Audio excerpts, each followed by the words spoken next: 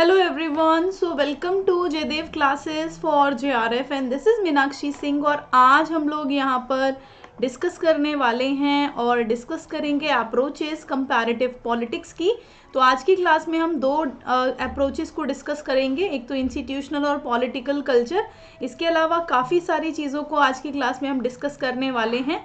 सो आज से आप लोगों का बिल्कुल नया कोर्स स्टार्ट हुआ है, ठीक है। और ये जो कोर्स है आप लोगों का, ये है crash course on political science. Okay, तो अब यहाँ पर मैं आप लोगों को बता दूंगी कि कैसे क्या चीज़ें कहाँ कैसे होनी है, ठीक है। तो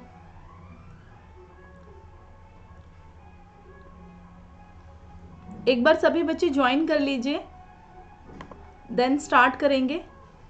फिलहाल मतलब पहले ही हम लोग लेट हैं।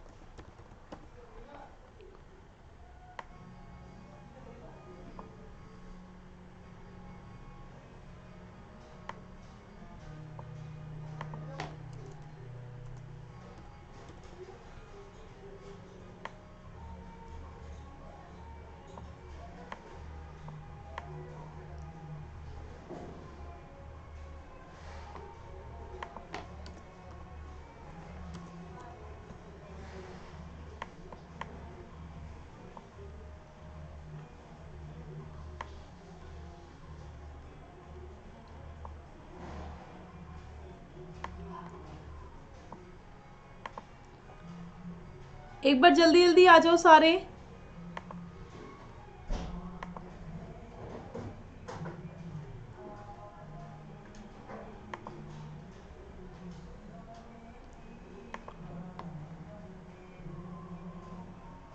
वन मिनट वेट, मेरे यहाँ से शोर आ रहा होगा, है ना। रुको।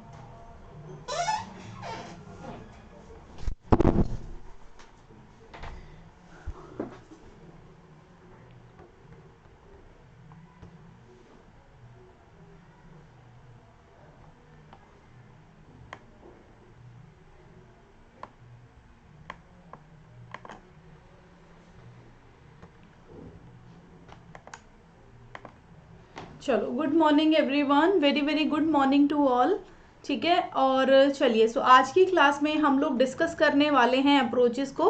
तो मैंने कल आप लोगों को जो पूरा जो शेड्यूल दिया था, ठीक है, ये शेड्यूल बेसिकली आप लोगों का मैंने सिर्फ कंपैरेटिव का प्रोवाइड किया है। आप लोगों की मतलब जो अभी जो है 19 तारीख से ही आप लोगों का इंटरनेशनल रिलेशन स्टार्ट हो जाएगा। अब आपके मन में क्वेश्चन आ रहा होगा कि मैम 19 तारीख से फिर कैसे होगा, क्योंकि ये तो जा रहा है यहाँ पर 19, 20, 21, 22। देखो, मुझे डबल क्लासेस लेनी होंगी बस, ठीक है, मुझे डबल क्लासेस लेनी होंगी बस, इससे होगा, ठीक है। तो 3 दिन आप लोगों की डबल डबल क्लासेस रहेंगी। और फिर उसके बाद जो कल मैंने आपके साथ आपको एक वीडियो में दिखाया था, वीडियो एक मैंने दी थी आप लोगों को, जिसके अंदर मैं आप लोगों को दिखा रही थी कि आप लोगों की जो क्लासेस हैं, है ना, नहीं दिख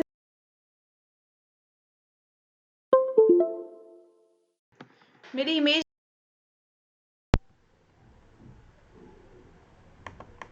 चेक कर लेते हैं क्यों नहीं आ रही है।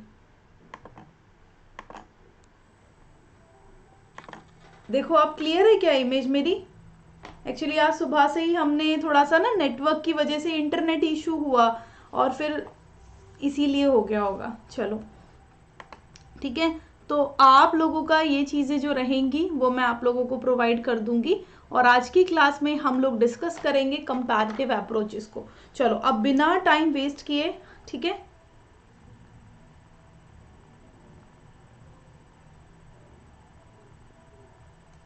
बिना टाइम वेस्ट किए हम फटाफट से क्लास को स्टार्ट करते हैं। सो कंपैरेटिव अप्रोचेस, जब हम कंपैरेटिव अप्रोचेस की बात करते हैं, जब हम उपागम की बात करते हैं, और कौन से उपागम? तुलनात्मक, है ना, तुलनात्मक उपागम। तो बेसिकली जब हम तुलनात्मक उपागम की बात करते हैं तो जो कंपैरेटिव अप्रोचेस हैं, उन अप्रोचेस को जब हम स्टडी करते हैं पॉलिटिक्स की, तो हम दो कैटेगरी में डिवाइड करते हैं। ठीक है, जब हम बेसिकली राजनीति का अध्ययन करते हैं तो राजनीति का अध्ययन करते वक्त हम बेसिकली इसको क्या करते हैं, दो कैटेगरी में डिवाइड कर लेते हैं। किसको? राजनीति का अध्ययन करते वक्त इन उपागमों को। तो पहला जो हो जाता है वो हो जाता है नॉर्मेटिव। अब नॉर्मेटिव का मतलब क्या होगा? नॉर्मेटिव का मतलब होता है मानकीय। क्या होता है? मानकीय। और दूसरा होता है इम्पीरिकल। अब इम्पीरिकल का मतलब होता है अनुभवजन्य। अब मैं हिंदी में भी लिख देती हूँ, ऐसा नहीं है कि हिंदी में नहीं है, हिंदी में भी है, बट अभी जितना मैं आप लोगों के अभी आपको ना जो मैं समझाऊंगी वो आपको यहीं समझ आ जाएगा, इसलिए हिंदी साथ लिख रही हूँ।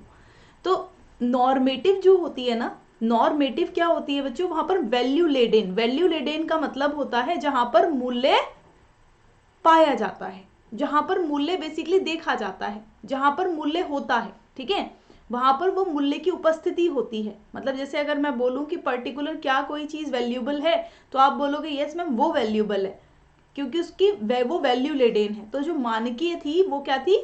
नॉर्मेटिव वैल्यू लेडेन होती है, और इंपीरिकल क्या होती है? वैल्यू न्यूट्रल होती है। अब इंपीरिकल जो है वो बेसिकली इसको बोलते हैं अनुभवजन्य। इसमें जो वैल्यू होती है ना, यानी जो मूल्य होता है वो तटस्थ होता है। समझ रहे हो? तटस्थ होता है इसमें वैल्यू, ये वैल्यू न्यूट्रल होती है। ठीक है, तो ये ध्यान रखना, ये कैसी होती है? वैल्यू न्यूट्रल होती है। यस, तो यहाँ पर अगर हम चीज़ों को डिस्कस करें तो अभी आप लोगों को और अच्छे से समझ आ जाएगा। तो राजनीति का अध्ययन करते वक्त हम उपागमों को मोटे तौर पर दो प्रकार में डिवाइड करते हैं, 2 श्रेणियों में डिवाइड कर देते हैं। तो एक होता है मानकीय और दूसरा हो जाता है अनुभवजन्य। तो ये मूल्य से लदा हुआ, मूल्य से लदा हुआ समझते हो? लदा लदी है ना, लदा लदी मतलब एक तरह से जिसमें मूल्य भरपूर है ना। अब बहुत सारे बच्चों ने गाजर का हलवा खाया होगा। गाजर का जो हलवा, बेसिकली हमारे यूपी में तो हलवा बोलते हैं, वैसे हलवा बोलते हैं। ठीक है, तो उसके अंदर क्या भरा हुआ था? बहुत सारा खोया, बहुत सारा जो भी ड्राई फ्रूट्स थे, है ना। तो इसी तरह से तो मानकीय जो अप्रोच होती है, मानकीय जो उपागम होता है, वो मूल्यों से लदा हुआ होता है, यानी वैल्यू बेस्ड होता है, उसके अंदर वैल्यू भरपूर होती है। Very good Sitoshna. ठीक है, लेकिन जब हम बात करते हैं इंपीरिकल की, यानी अनुभवजन्य, उसके अंदर जो मूल्य होता है वो तटस्थ होता है। समझ रहे हो? मूल्य होता तो है लेकिन वो न्यूट्रल होता है, उतना नहीं होता जितना कि मानकीय में होता है।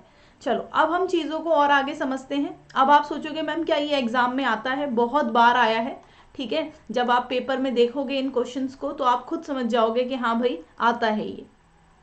बेसिकली हम जब कंपैरेटिव पॉलिटिक्स को पढ़ते हैं ना बच्चों, तो कंपैरेटिव पॉलिटिक्स में हम दो टाइप के अप्रोचेस को पढ़ते हैं, मेनली 2 टाइप्स की अप्रोचेस। एक होती है ट्रेडिशनल अप्रोच और एक होती है मॉडर्न अप्रोच।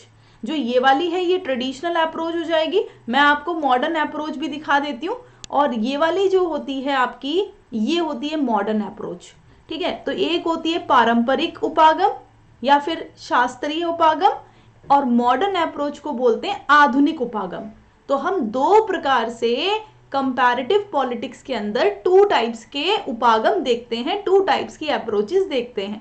पहली अप्रोच हो जाएगी शास्त्रीय उपागम, दूसरी अप्रोच हो जाएगी आधुनिक उपागम। अब इसके अंदर भी पर्टिकुलर इनकी फैमिलीज हैं, इनकी अपनी अपनी फैमिलीज हैं। यानी अगर बोलो फिलोसफिकल अप्रोच तो वो ट्रेडिशनल में आएगी, हिस्टोरिकल अप्रोच वो ट्रेडिशनल में आती है, इंस्टीट्यूशनल अप्रोच वो ट्रेडिशनल में आती है, लीगल अप्रोच वो ट्रेडिशनल में आती है ना। यानी ये पारंपरिक जो, इसको देखो बच्चों, पारंपरिक भी बोल सकते हैं और शास्त्रीय भी बोल सकते हैं। आप बिल्कुल भी कंफ्यूज मत होना, ठीक है, क्योंकि हिंदी में हम काफी सारे वर्ड्स को यूज कर देते हैं, बट इंग्लिश में आप ट्रेडिशनल ही पढ़ोगे। ठीक है, तो ट्रेडिशनल अप्रोच में क्या होता था? क्या ये वैल्यू से लदी हुई होती थी? क्या ये वैल्यू लेडेन होती थी? हर जगह क्या हम वैल्यू को यूज करते थे? इम्फेसिस किया जाता था वैल्यू पर। यस, जब भी हम स्टडी करते थे पॉलिटिक्स को, तो जब हम ट्रेडिशनल अप्रोचेस को स्टडी करते हैं तो वो मूल्यों से भरपूर होती है, उसमें मूल्य वो वैल्यू लेडेन होती है, ठीक है। उसके अंदर हम फोकसेस मेनली वैल्यू बेस्ड होता है, वहां पर जो फोकस होता है। तो इसमें आपका फर्स्ट जो आती है वो आती है फिलोसॉफिकल अप्रोच, ठीक है, ये आती है हिस्टोरिकल अप्रोच, ये आती है इंस्टीट्यूशनल अप्रोच, और फिर लास्ट में आती है लीगल अप्रोच। तो ये 4 अप्रोचेज हैं जो ट्रेडिशनल अप्रोच की सब पार्ट हैं, ठीक है।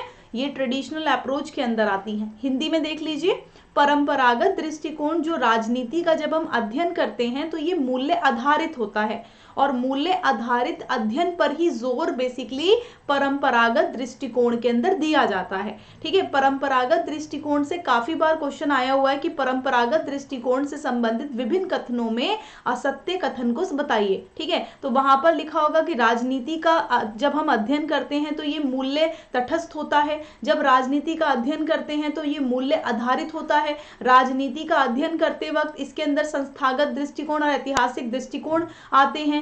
इसके अंदर आपके सिस्टम थ्योरी यानी कि जो आपकी विश्व व्यवस्था, जो व्यवस्था सिद्धांत है वो भी आता है। अब रॉन्ग कौन सा हो जाएगा?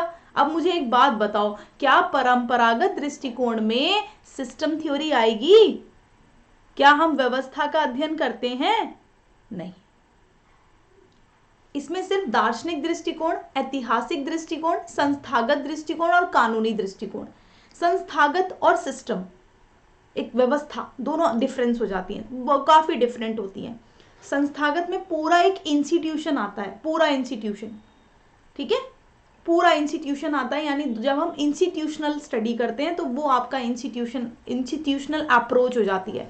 अब आप अपने सिलेबस में थोड़ा झांकोगे ना, थोड़ा मैंने बिल्कुल डीप से स्टार्ट किया है, क्योंकि अगर आप 0 पे हो ना तब भी आपको समझ में आएगा कि ये इंस्टीट्यूशनल अप्रोच आई तो आई कहाँ से, समझ रहे हो।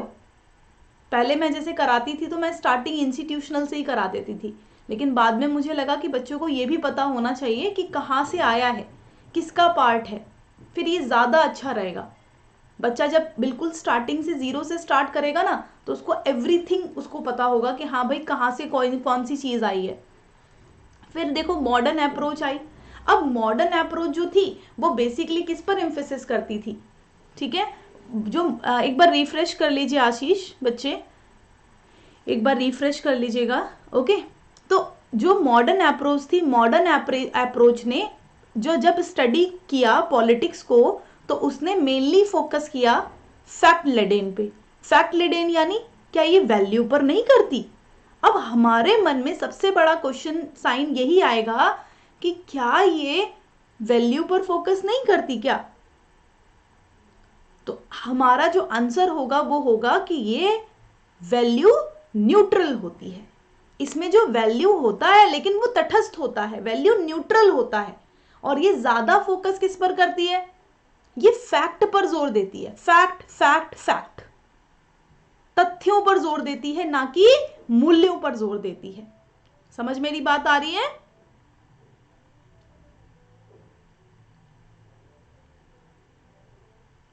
ठीक है मैम, एरिया उपागम भी तो है ना उसमें, ट्रेडिशनल एक बार दिखा देना मुझे, जो मैंने इंपॉर्टेंट है ना पूजा वही उसमें ऐड ऑन किए हैं, ठीक है, जो आपके एग्जाम के पॉइंट ऑफ व्यू से आते हैं। बाकी बुक में उतना ही दिया हुआ था इसलिए मैंने उतना ही किया। 2-3 बुकों को मैंने किया था, यूज़ किया था जब मैं बना रही थी, ठीक है, नोट्स आप लोगों के। तो जो मॉडर्न अप्रोच है, मॉडर्न अप्रोच में बेसिकली किस पर जोर दिया जाता है? चलो अब मुझे आप लोग बताना, अगर ट्रेडिशनल अप्रोच है बच्चों तो ट्रेडिशनल अप्रोच में हम किस पर जोर देते हैं? वैल्यू पर। लेकिन अगर मॉडर्न अप्रोच है तो हम किस पर जोर देंगे? फैक्ट पर, ठीक है। अगर आपसे कभी कोई पूछेगा कि भाई क्या मॉडर्न अप्रोच में वैल्यू नहीं होती, तो वैल्यू न्यूट्रल होती है, जो मूल्य होता है वो तटस्थ होता है। मॉडर्न अप्रोच हमेशा फैक्ट पर जोर देती है, तथ्यों पर जोर देती है, बोलती है कि भैया मैं तभी विश्वास करूंगा, पहले मुझे तथ्य दिखाओ, मुझे पहले दिखाओ कि हाँ भाई ऐसा कहाँ लिखा हुआ है, कहाँ पर ऐसा है, ठीक है, जो बताता है कि हाँ ये चीजें हैं आपके साथ। समझ रहे हो?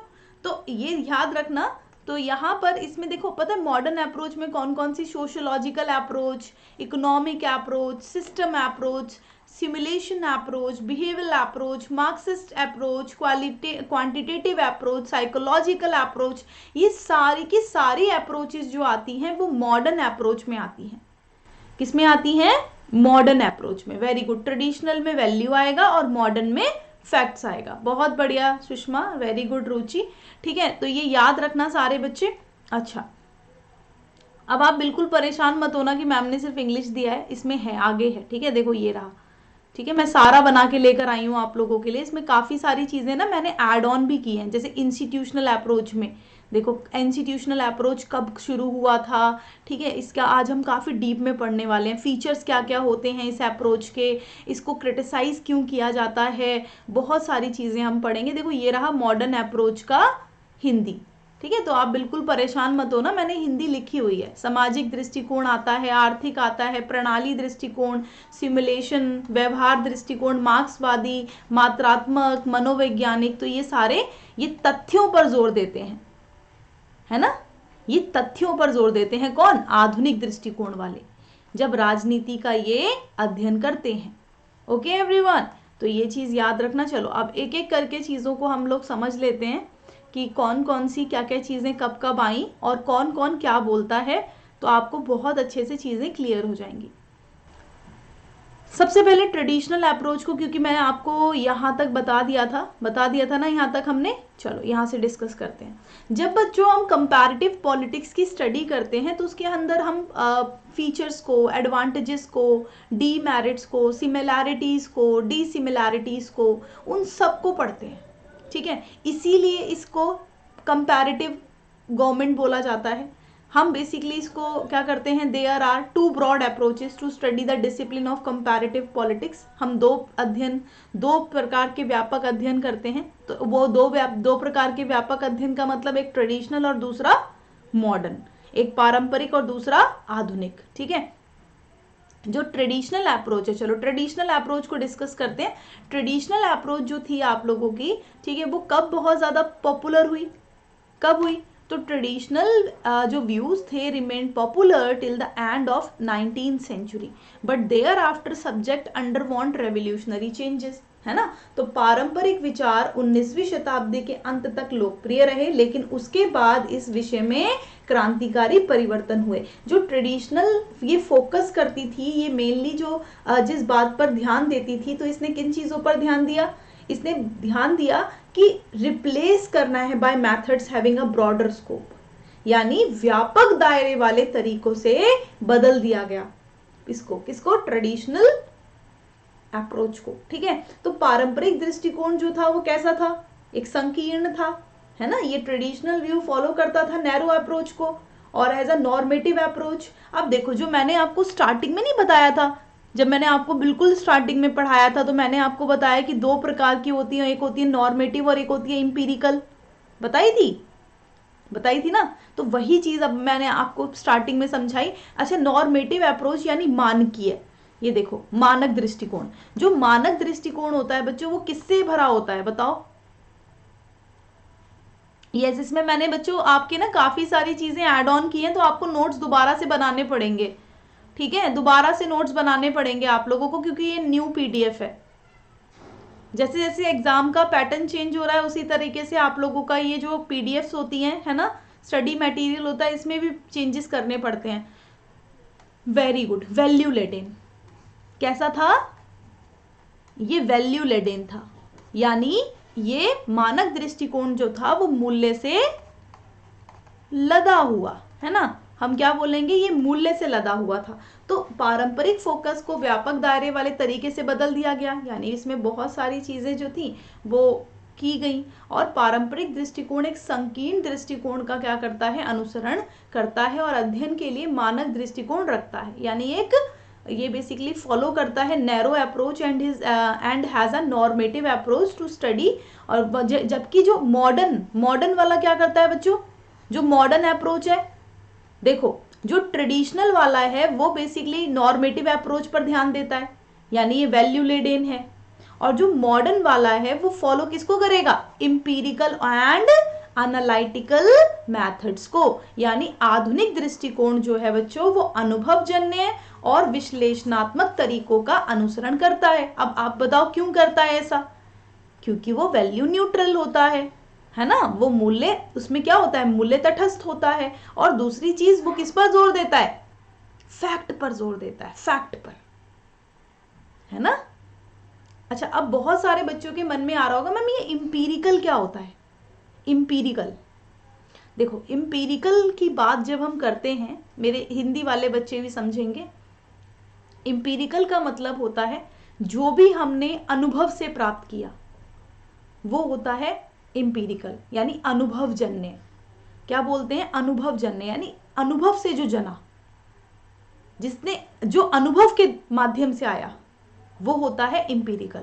ठीक है, तो ये याद रखना। तो आधुनिक वाले इस पर जोर देते हैं, और मान ये, हाँ, जैसे एक्सपीरियंस बेस्ड, बहुत बढ़िया, very good Bharati, experience based, है ना, very good Sitoshna, fact based, बहुत बढ़िया।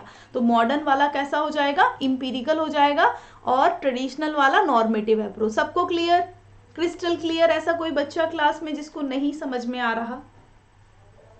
Please raise your hand if anyone, ऐसा कोई भी बच्चा है जिसे नहीं भी समझ में आ रहा है, ठीक है, वो मुझे बता सकता है, मैं आपकी मदद करूंगी। लेकिन अगर आपके माइंड में ये चीज पहले से की हो रखी है कि मुझे कंपैरेटिव समझ ही नहीं आती, तो प्लीज आज मेरी पहली क्लास है, इस चीज को दिमाग से बिल्कुल बाहर निकाल दो। बहुत अच्छा सब्जेक्ट है, बहुत अच्छा ये टॉपिक है, ठीक है, बहुत अच्छा है। कंपैरेटिव पॉलिटिक्स बहुत अच्छी यूनिट है, आप ध्यान से समझोगे तो आपको समझ आएगी। लेकिन एक तरफ टीवी चल रही है, एक तरफ शोर हो रहा है, फिर उसके बाद भी आप चीजें कर रहे हो, देख रहे हो, तो शायद नहीं हो। इसमें आपको थोड़ा मतलब एक जगह बैठकर चीजों को देखना पड़ेगा, समझना पड़ेगा, तब होगा।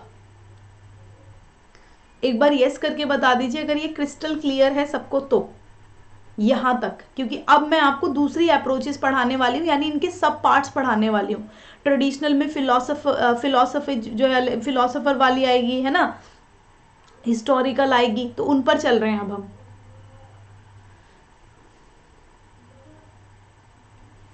ठीक है, okay everyone, thank you so much.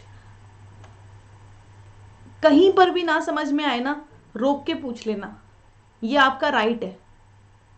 कहीं पर भी ना समझ में आए, मैं पक्का आपको बताऊंगी। सितोषना कुछ कहना है? चलो ठीक है, तो अब हम सब पार्ट्स को डिस्कस करने वाले हैं। ठीक है, देखो एक्सपीरियंस के बारे में जो मैं बता रही थी, जैसे एक होता है नॉर्मेटिव और एक होता है इंपीरिकल, जो क्लास के मैंने स्टार्टिंग में नहीं बताया था आप लोगों को, ये वाला क्लास के बिल्कुल स्टार्टिंग में बताया था कि जब हम अप्रोचेस को स्टडी करते हैं पॉलिटिक्स में, तो हम दो कैटेगरी में इसको क्लासिफाई कर लेते हैं। एक होती है नॉर्मेटिव, एक होती है एम्पिरिकल, है ना। तो नॉर्मेटिव वाली जो होती है वो बेसिकली कैसी होती है? वैल्यू लेडेन होती है ना। इंपीरिकल वाली वैल्यू न्यूट्रल होती है। इंपीरिकल वाली वैल्यू न्यूट्रल इसलिए होती है बिकॉज ये हम पता है कैसे लाते हैं, ये पता है हमें कैसे मिलती है, ये बेसिकली हमें एक्सपीरियंस से मिलती है, ये एक्सपीरियंस से आती है। जैसे मान लो इंपीरिकल का मीनिंग ही एक्सपीरियंस होता है, यानी जो भी हमें एक्सपीरियंस से गेन हुआ, है ना। जैसे आप लोग अगर मान लो, मैं अगर बोलूं कि क्या लॉर्ड कृष्णा हैं हमारे आसपास, अब जिसको एक्सपीरियंस होगा, जितना एक्सपीरियंस होगा वो उसके अकॉर्डिंग ही तो बोलेगा, है ना। जिसने उनको रियलाइज किया है वो तो बता ही देगा। तो ये इंपीरिकल है। इसमें क्या होता है, बहुत सारे जो लोग हैं, ठीक है, वो बोलेंगे कि भाई बताओ इसमें फैक्ट दिख, बताओ मुझे, क्योंकि ये वैल्यू न्यूट्रल है, इसमें आप मूल्य नहीं जोड़ सकते, ये वैल्यू न्यूट्रल होगा, है ना। ये कैसा हो जाएगा? वैल्यू न्यूट्रल हो जाएगा, यानी आप फैक्ट दिखाओगे। तो फैक्ट दिखाओगे तो आप बेसिकली क्या कर सकते हो? आप बेसिकली कुछ ऐसी चीजें दिखा सकते हो उनको जो फैक्ट बेस्ड हो।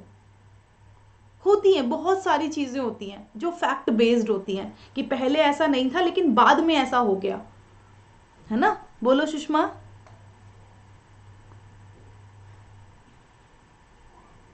बोलिए बच्चे। हमने कौन सी, मैम जैसे हमें एक्सपीरियंस है ना कि हमने पहले एग्जाम दिया था, तो हमें कहाँ हमने मिस्टेक की है उसका एक्सपीरियंस है, तो अब हम नेक्स्ट उसको सुधारें। हाँ ठीक है, तो वो क्या होगा, वो फैक्ट बेस्ड होगा। आपको समझ में आ गया कि भैया बातें करने से कुछ नहीं होने वाला है, ना ये बातें मारने से हो जाएगा कि हो जाएगा, हो जाएगा पढ़ने से होगा, है ना।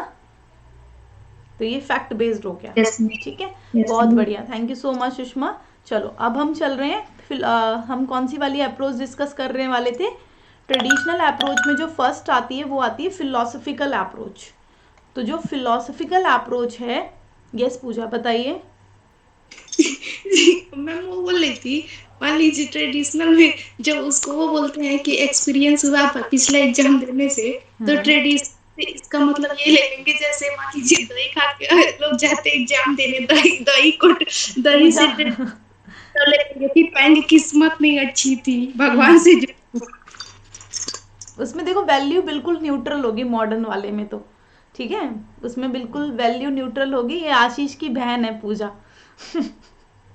आज चलो, वो बोल कम रही है, हल ज्यादा रही है। ओके एवरीवन, फिलोसफिकल अप्रोच की हम डिस्कस कर लेते हैं इसको। सबसे ओल्डेस्ट अप्रोच मानी जाती है फिलोसफिकल अप्रोच, जब हम स्टडी करते थे पॉलिटिक्स को फिलोसफिकली, और ये इसको एथिकल अप्रोच भी बोला जाता है, क्योंकि यहाँ पे हम स्टडी करते थे स्टेट को, गवर्नमेंट को, मैन को एज अ पॉलिटिकल बीइंग। ठीक है, हम इसमें पॉलिटिकल बीइंग मान के कि वो राजनीतिक है, उस हिसाब से उसको स्टडी करते थे। ठीक है, तो इसमें हम क्या करते थे, inextricably mix with the pursuit of certain goals, moral truth, high principle suppose to be underlying on knowledge and reality, है ना। तो इसमें हम क्या देखते थे, इसके अंदर हम लोग ये एक राजनीतिक प्राणी के रूप में राज्य, सरकार, मनुष्य, इन सब का अध्ययन करती थी।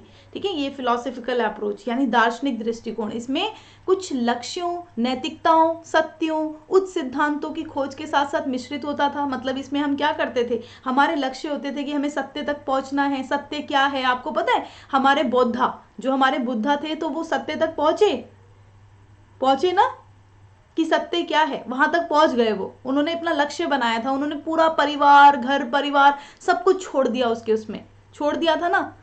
नैतिकता, उच्च सिद्धांत की खोज। अब मुझे आप ये बताओ कि क्या इसमें वैल्यू है, क्या ये वैल्यू लेडे नहीं लगता आपको।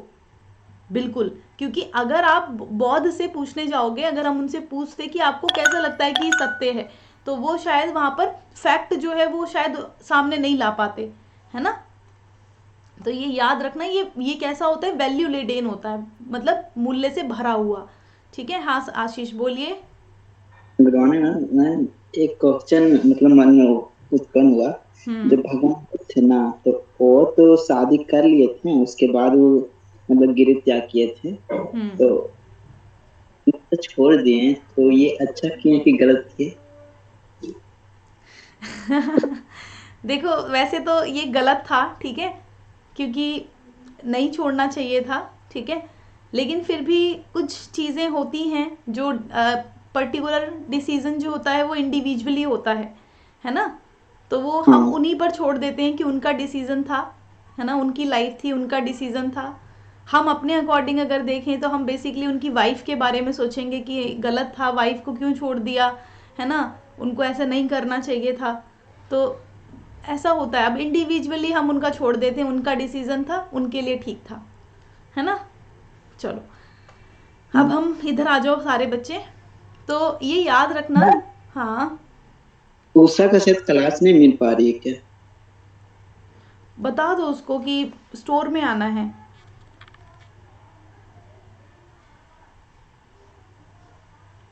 रुको मैं हेल्प कर देती हूँ। उषा का तो मैसेज नहीं आया है, विशाखा का मैसेज आया था लास्ट। उषा आई थिंक आपके क्लास में भी है, नहीं है, नहीं है, हेल्प कर देना, ठीक है, आप हेल्प कर देना आशीष। चलो तो अगर देखो कोई भी आपका क्लासमेट अगर परेशान है तो आप सभी उनकी हेल्प कर दिया करो, ठीक है। क्या शादी के बाद समझ आई तो उन्होंने छोड़ दिया। वो एक्चुअली बाहर भी नहीं निकले थे ना, उन्हें सारी चीज़ों से दूर रखा गया था, चलो अब इधर आ जाओ। तो दार्शनिक दृष्टिकोण जो होता है, अपने टॉपिक पे रहेंगे हम, ठीक है। तो दार्शनिक दृष्टिकोण जो होता है, इसमें बेसिकली क्या होता है, जो राजनीतिक प्राणी है, राजनीतिक प्राणी के रूप में ही राज्य का, सरकार का, मनुष्य का अध्ययन किया जाता है। और इसमें कुछ लक्ष्य होते हैं कि हमें सत्य तक पहुंचना है, हमें नैतिकता, उच्च सिद्धांत की खोज करनी है, इन सब से रिलेटेड होता है। इसलिए सभी ज्ञान और वास्तविकताओं को अंतर्निहित माना जाता है कि जितनी भी रियलिटी है, reality is the knowledge and all knowledge is the reality, ऐसे करके हम बोल सकते हैं। या सभी ज्ञान और वास्तविकताओं को एक दूसरे में अंतर्निहित माना जाता है कि they are the mixed, they are mixed, knowledge and reality is the mixed, ठीक है, या द मिक्स्ड, सॉरी, ठीक है। तो दार्शनिक दृष्टिकोण राजनीति का अध्ययन करने के लिए क्या करता है, पारंपरिक दृष्टिकोण है।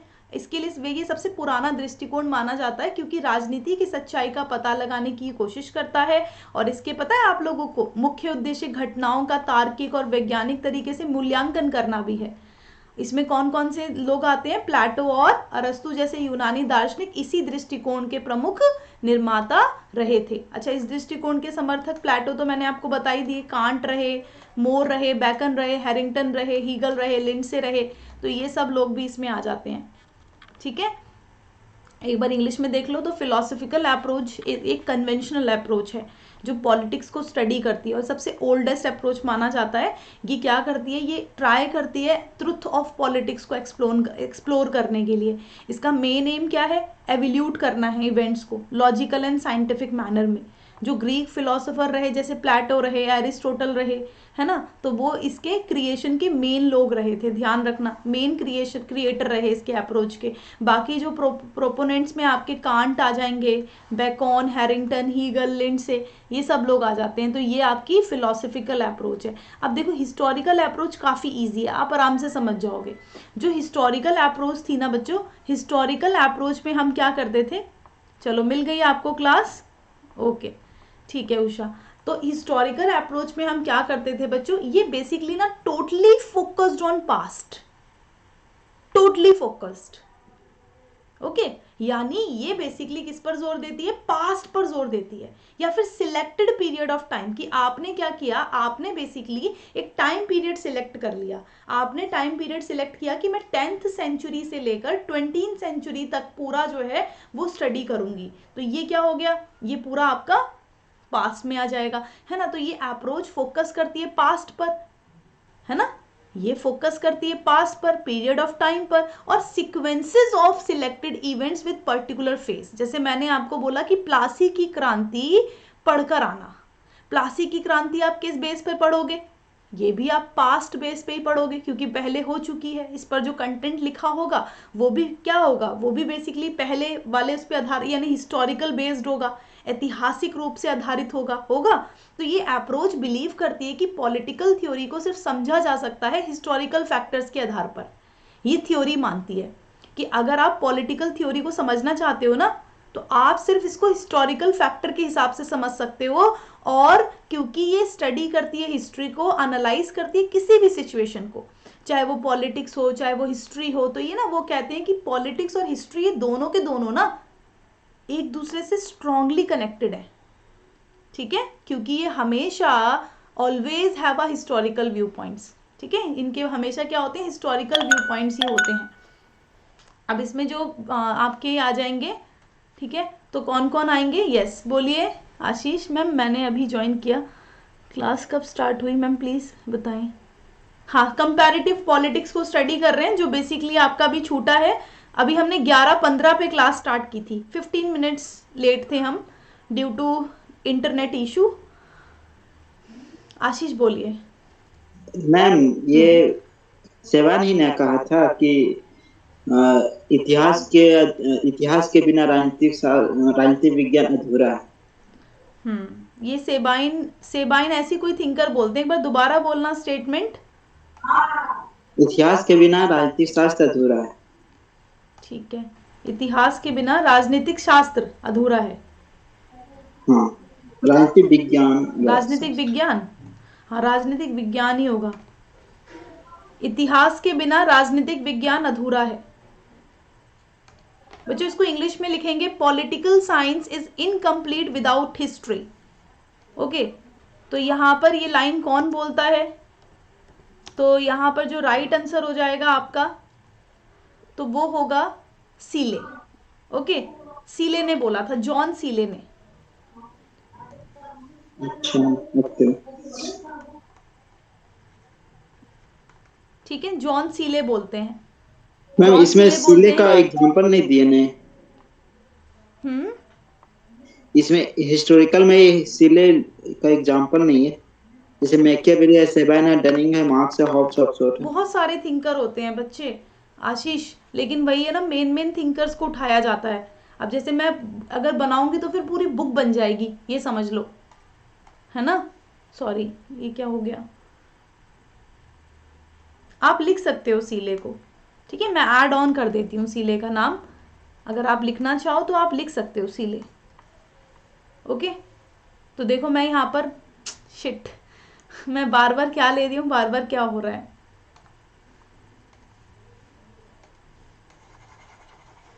मुझे इरेजर लेना था। चलो, ये देखो यहाँ पे आप देख सकते हो, मैं यहाँ लिख देती हूँ, इसका कलर चेंज कर देते हैं हम, आपको अब ये शो होगा।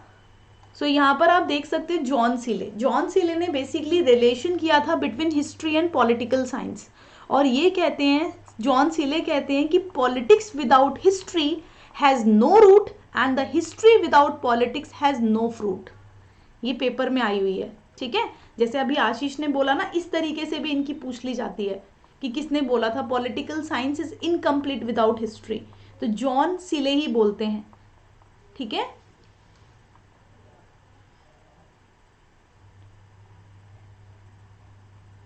ओके एवरीवन, बताओ क्लियर।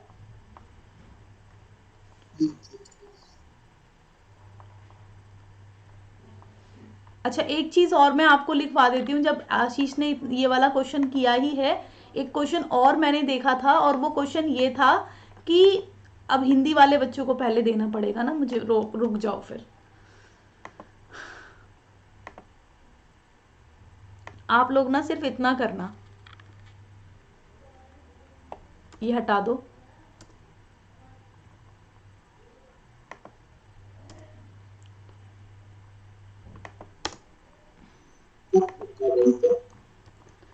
देखो एक ठीक यहाँ पर आप लोगों को दिख रहा है क्या, सब बच्चों को। Lord Bryce claim that political science stands Midway between history and politics, between the last past and present. ये भी बहुत इंपॉर्टेंट कोट है, इन दोनों को आप लिख लेना। मैं इसकी हिंदी दे रही हूँ, हिंदी अभी हमारे बच्चों को अभी लिखनी है, चैट बॉक्स में दे रही हूँ मैं हिंदी।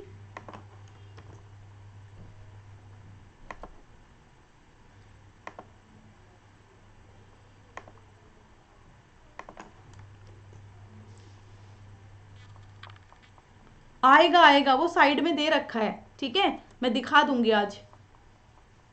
अभी पढ़ लो, अभी सिर्फ पढ़ाई पे ध्यान देना है, अभी बिल्कुल भी इधर उधर की बात नहीं करनी, वरना हमारा टॉपिक रह जाना है, ठीक है। चलो देखो, ये क्लियर है आप लोगों को, बताओ जल्दी से।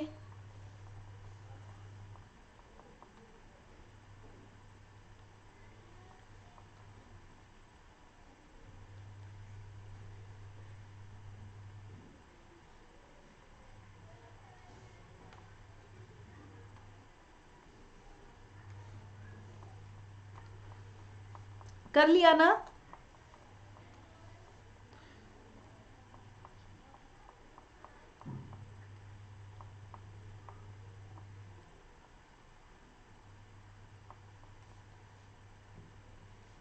Wait,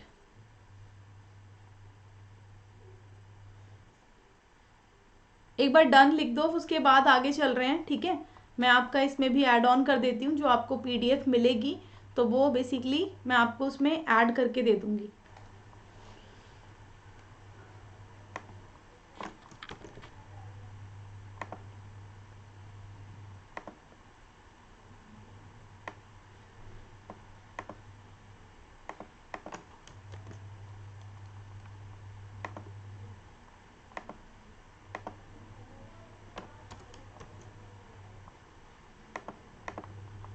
okay everyone, so next पे चल रहे हैं।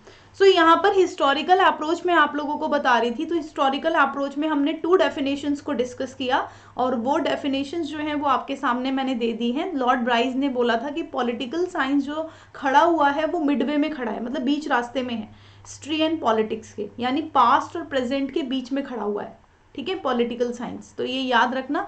तो ये जो हिस्टोरिकल अप्रोच थी ये बेसिकली पास्ट और सिलेक्टेड पीरियड को फोकस करती है, ठीक है, ये पर्टिकुलर इवेंट्स को फोकस करती है। ये अप्रोच ये मानती है कि पॉलिटिकल थ्योरी को सिर्फ समझा जा सकता है हिस्टोरिकल फैक्टर्स के आधार पर, और ये स्टडी करती है हिस्ट्री को, एनालाइज एनी सिचुएशन, ठीक है। ये फोकस किस पर करती है, ये स्टडी करती है हिस्ट्री को, ठीक है, और किसी भी सिचुएशन को एनालाइज करती है। पॉलिटिक्स एंड हिस्ट्री जो है वो स्ट्रांगली एक दूसरे से कनेक्टेड है और हमेशा इनका एक हिस्टोरिकल व्यू पॉइंट है। इसकी जो प्रोपोनेंट्स हैं वो Machiavelli, Sabine, Dunning, Marx, Hobbes, Seeley और ऑक्सफोर्ड हो जाएंगे, ठीक है, तो ये याद रखना। तो ये सारे इनके थिंकर्स हो जाएंगे। फिर आती है लीगल अप्रोच। लीगल अप्रोच कोई न्यू नहीं है, लीगल अप्रोच आपने पढ़ा होगा इसको। हाँ, जब हम स्टडी करते हैं पॉलिटिक्स को तो मिक्स्ड होता है with legal process and institution से, है ना। राजनीति का अध्ययन कानूनी प्रक्रियाओं और संस्थाओं के साथ मिला हुआ है।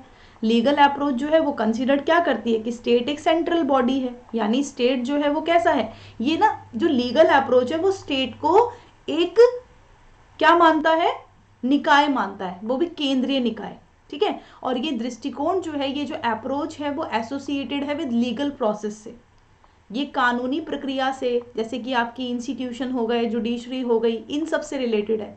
ये मानते हैं कि कानूनी दृष्टिकोण कानूनी प्रक्रियाओं से, न्यायपालिका से और संस्थाओं से जुड़ा हुआ है, ठीक है। इसके अलावा ये जो इसमें हम स्टडी करते हैं पॉलिटिक्स की, वो जनरली मिक्स करते हैं लीगल प्रोसेसेस से, उसको हम अप्लाई करते हैं नेशनल और इंटरनेशनल पॉलिटिक्स में। तो ये याद रखना। हम लीगल वाले में क्या करेंगे, लीगल वाले में कुछ पूछना है रागिनी?